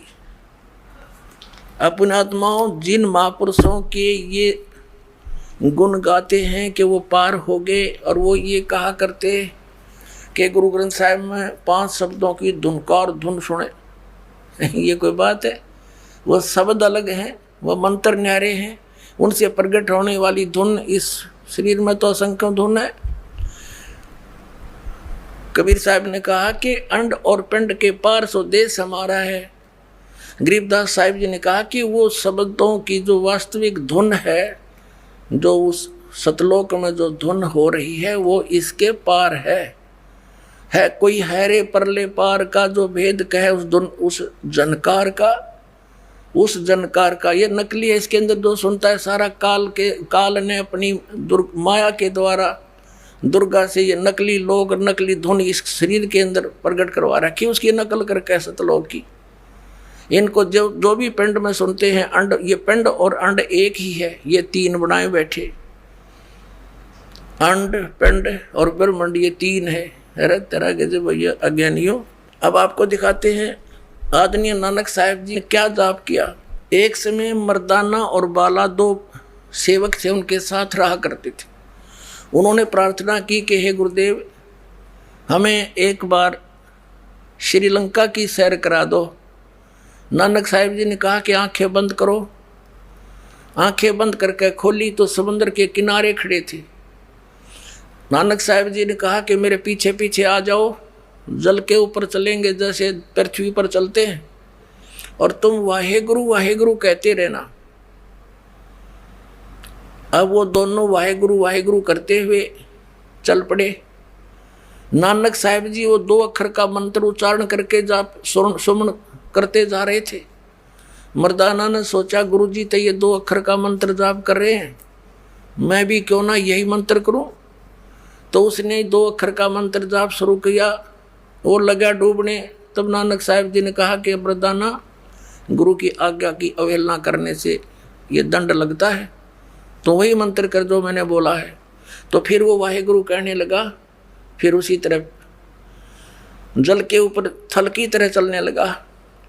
अब यहाँ झटका देना अनिवार्य था नानक साहिब जी के द्वारा, कि नहीं तो ये नाम सार्वजनिक हो जाता। ऐसा भय मान गया पूरा सिख समाज कि यदि इस नाम का जाप कर लिया तो मर्दाना की तरह दंडित हो जाएंगे और गुरुदेव की आज्ञा की अवहेलना होने से हानि हो जाएगी। इसी कारण से वो प्राण संगली के अंदर नानक साहब जी ने सारा भी डिटेल लिखी थी, उसको गुरु ग्रंथ साहिब में नहीं रखा, बल्कि उसको समुद्र दरिया में बहा दिया था। वो तो एक संत ने प्रार्थना करके निकाल लिया, उसका कुछ अंश बच गया, बाकी अध्याय वो नहीं रखे, साथ में छोड़ दिए। तो अब दिखाते हैं आपको, ये है सब तो वड्डी भाई बाले वाली जन्म साखी, doctor Jawahar Singh Kripal Singh and company. ये है ई जन्म साखी अज तक छप चुकिया नालों वड्डी है, सब तो वड्डी ते पुरातन यानी पुरानी है, भाई बाले वाली जन्म साखी। श्री गुरु नानक देव जी दी पंजे साहिब दी साखी ते दसा बादशाह दे जीवन समेत मुकम्मल साखियां हन। प्रकाशक हैं doctor Jawahar Singh Kripal Singh and company. पुस्तकां वाले गली नंबर 8 बाग रामानंद अमृतसर, ये यहाँ छपी है। अब इसके हम चलते हैं 547 पृष्ठ पे। ये है 547 पृष्ठ, समंदर दी साखी। बाला संधु उवाच, यानी बाला संधु ने उवाच माने उसका कथन। ताते है गुरु अंगद जी जद गुरु नानक जी अजीते पासों विद्या होए, ता मर्दाने किहा सच्चे पातशाह जी असा समंदर ता देखिया, पर लंका ना देखी जिथे रामचंद्र जी चढ़ाई कीती है। ता गुरु नानक जी किहा चलो भाई बाला ते मर्दाना तुहानू रंज नहीं करना, आँखी मीटो, आँखी बंद करो। जा आँखें मीट के खोलियां ता समंदर दे कंडे जाई खड़े हुए, ते आखण लगे बाला ते मर्दाना मेरे पीछे पीछे चले आओ, मुखों वाहिगुरु वाहिगुरु कहंदे आओ। ते आगे आगे गुरु जी तुर पे, जैसे धरती ऊपर तुरदे सन, उसे तना समुद्र ऊपर तुर पे। ता चले जावण ते पीछे पीछे बाला ते मर्दाना जावण। ता मर्दाना विचार कीती कि गुरु जी गुरु नानक देव जी ओम सोहम जपदे जांदे हन। ता मर्दाना भी ओम सोहम लगा जपण ते लगा गोते खावण। ता गुरु नानक जी देखण, ता मर्दाना गोते खांदा है। ता गुरु जी किहा मर्दाना गुरु दी करने वल नहीं देखना, गुरु दे वचना पर चलना। वाहे चाहिए तू मर्दाना ओही आख जो असा आखिया है। ता मर्दाना फिर लगा वाहेगुरु वाहेगुरु कहन, ता फिर जल ऊपर उसी तरह तुरन लगा। अब आप जी ने ये तो पंजाबी वाली पढ़ी, क्योंकि अब पंजाबी के जानने वाले पंजाब स्टेट को छोड़कर पूरे भारत में बहुत कम ही है। अब हिंदी इन्हीं के द्वारा अनुवादित है, थोड़ी सी ये भी झलक दिखाएंगे, देखिएगा। भाई बाले वाली श्री गुरु नानक देव जी की जन्म साखी, भाई चतर सिंह जवाहर सिंह अमृतसर से छपी है। पंजे साहिब और 10 बादशाह का जीवन संपूर्ण साखियां सही दर्ज है, ये यहाँ से प्रकाशित है। भाई चतर सिंह जीवन सिंह बाजार माई सेवा अमृतसर, फोन और फैक्स नंबर ये है इनके। और ये प्रिंटेड जीवन प्रिंटर्स अमृतसर, फोन नंबर इसके 500 देखिए 59 पृष्ठ पे। ये है 559 यानी 559 पृष्ठ, समंदर की साखी समंदर की। एक दिन मर्दाने ने कहा हे महाराज, मेरा मन चाहता है कि समुद्र में जो लंका है वहाँ का भ्रमण किया जाए, गुरुजी ने कहा, अच्छा आप लोग अपने नेत्र बंद करो। जब मैं और मर्दाने ने नेत्र बंद करे, क्षण पीछे खोले, तब हम लोग गुरुजी के साथ मान समुद्र तट पर खड़े थे। अब गुरुजी ने कहा कि तुम लोग समुद्र के जल पर वाहेगुरु जप करते पैदल ही चले आओ। हे गुरु अंगद देव जी, हम लोग गुरुजी के पीछे पीछे उसी तरह जा रहे थे जैसे सूखी पृथ्वी पर चला जाता है। आगे आगे गुरुजी ओम सोहम का जप करते चले जा रहे थे। तब मर्दाने ने सोचा कि हम भी ओम सोहम का जप क्यों ना करें। तब मर्दाना भी ओम सोहम की रट लगाने लगा। तब वह लगा गोते खाने। गुरुजी ने पीछे देखा तो हंस कर कहने लगे, ए मर्दाना, शिष्य का धर्म है कि वह गुरु के बताए मार्ग पर चले, इसलिए तू वाहे गुरु ही जप, तेरा उसी में कल्याण है। तब मर्दाने ने वाहे गुरु नाम की रट लगाई। तब फिर पूर्व प्रकार पानी पर चलने लगा। अपने आत्मा ये विचारणीय विषय है कि नानक साहिब जी स्वयं तो जाप कर रहे हैं और शिष्यों को मना कर रहे हैं। कारण क्या था? जिन भी महापुरुष को परमात्मा ने अपना एफिडेविट बनवा, अपना गवाह बनवाया, साक्षी बनाया, उनको सख्त हिदायत दे दी थी कि अभी सतनाम को डिस्क्लोज ना करना। धर्मदास मेरी लाख दुहाई, ये मूल ज्ञान की तबार न जाई। मूल ज्ञान अलग है और सार नाम अलग है। तो यहाँ पर गरीबदास साहिब जी कह रहे हैं कि सोहम शब्द, कबीर साहब कहते हैं, सोहम शब्द हम जग में लाए और सार शब्द हमने गुप्त छुपाए। आदि नाम को भी डिस्क्लोज नहीं किया, केवल इस दास पर मेहर करी, इन महापुरुषों को दिया। अब इन्होंने सतनाम को भी डिस्क्लोज करना नहीं, आदेश था इनको कि नहीं बताना किसी को, ना काल के दूतों का हाथ लग गया, जाल काम बिगड़ जाएगा सारा। अब कैसे पहचान करवाते हम? अब सारे फेल हो गए, ये सब खिसियानी से हुए बैठे। अब क्या करें? सबके जड़ दिखा दी। अब ये सभी पंथ खत्म हो जाएंगे कुछ दिनों में। बुद्धिमान लोग है, कोई बालक थोड़े ही है, अपना जीवन नष्ट करेंगे उन मूर्खों के पास लग गए, जिनको तत्व ज्ञान नहीं, उनके पास कोई समाधान नहीं, लग चले। इसीलिए तो गए थे एक डॉक्टर के पास, हमारा रोग कटे। अब पता लग गया उसने तब राख की पुड़िया बांध रखी है, दवाई है ही नहीं, तो कौन मरेगा उनको खाकर? अपने आत्मा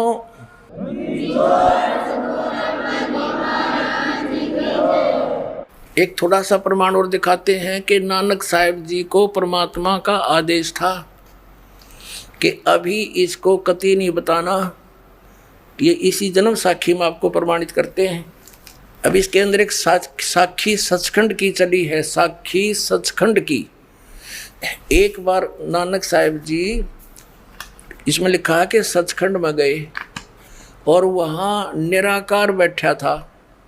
अब ये भी इन महापुरुषों ने इस ज्ञान को थोड़ा सा गोलमोल ही करना था, नहीं तो इनके समझ में आ जाती है। क्योंकि राधा स्वामी पंथ तो चला ही गुरु नानक देव जी के समर ग्रंथ से ही।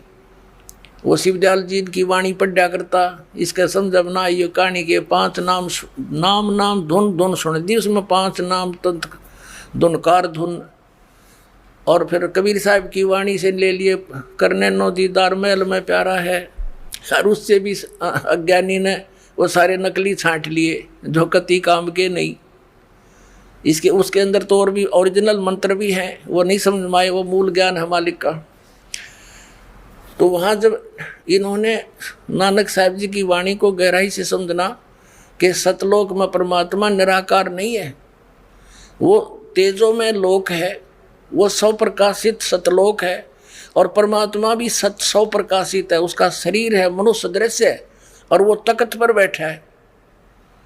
निराकार का तख्त पर के बैठा है? फिर ये देखना, ये वही जन्म साखी हैं जो अभी आपको जिनके विषय में सारी डिटेल दिखाई थी। ये अब इसके 275 पृष्ठ पे, आपको 275 पृष्ठ पे साखी सचखंड की यह देखना। आगे साखी सचखंड दी चली, ता गुरु नानक जी धुर सचखंड दरबार में जाई पहुँचे। जहाँ बड़ा प्रकाश है और प्रकाश रूप तख्त के ऊपर सत निरंकार ज्योति स्वरूप बैठे हैं। देखा, अब संतों के कोड वर्ड को वो क्या समझे। अब संपूर्ण जगत अवतार, संपूर्ण जगत अवतार हाथ जोड़कर खड़े हैं। अतः बाबा नानक जी ने जो कोटान सूरज के समान, करोड़ों सूर्य के समान प्रकाश है और कोटान चंद्रमा जैसा शीतल इसका प्रकाश है, उस सच्चे प्रकाश विखे प्रवेश कीता। यानी उस सतलोक में प्रकाश ही है बहुत। उस ज्योत रूप भगवान की स्तुत करी, अस्तुत यानी प्रार्थना की, स्तुति करी।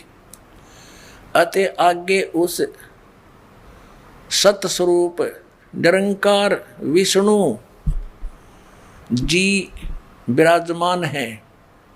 उस तख्त पे वो कहते हैं विष्णु जी विराजमान है। बालार ने क्या पता ये कौन था। अच्छा, सर्व समर्थ सर्व शक्तिमान भगवंत जी ने कहा, आओ नानक भगत तू सदा ही मेरे ही में मिलिया है। अतः और मेरे से और मेरे में कोई, तेरे में और मेरे में कोई भेद नहीं। पर जिस वास्ते संसार में सतनाम उपदेश के जपाउन के वास्ते गए से सो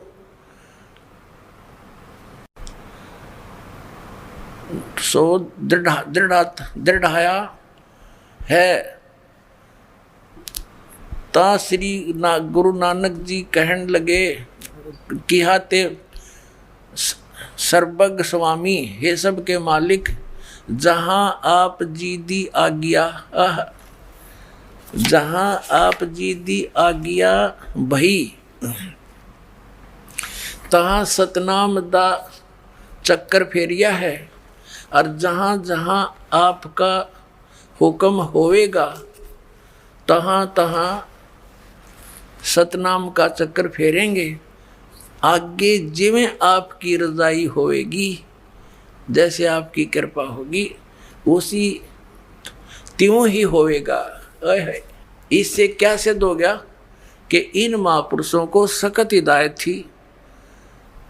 जैसे धर्मदास साहिब जी की वाणी में स्पष्ट मिल रहा है कि धर्मदास मेरी लाख दुआई, और ये सार नाम और ये सतनाम की तबार न जाई। ये सार नाम बार जो पढ़ी बिचली पीढ़ी हंसली तेरी ही। आप बिचली पीढ़ी के हंसो पुण्यात्मा हो।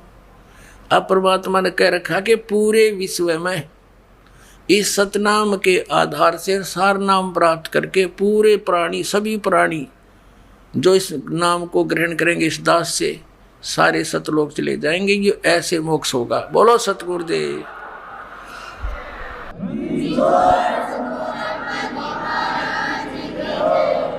अपनात्मा, ये सुबह का चला हुआ प्रसंग अब 4 घंटे में 5 घंटे में जाकर सेट हुआ है।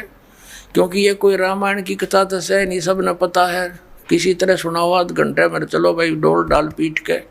ये तो तत्व ज्ञान है और PhD करवानी है आपको इसकी, और फिर तो बात तक खत्म हो जाएगी, निरसंशय हो जाएंगे। कोई भी कुछ कहे नहीं, भक्ति यही है, यही नाम है, और फिर मोक्ष होया पड़ा, फिर तो बात तक खत्म है। मालिक का आदेश, इस नाम के जाप करने वाला सब पार हो जाएंगे। बोलो सतगुरुदेव।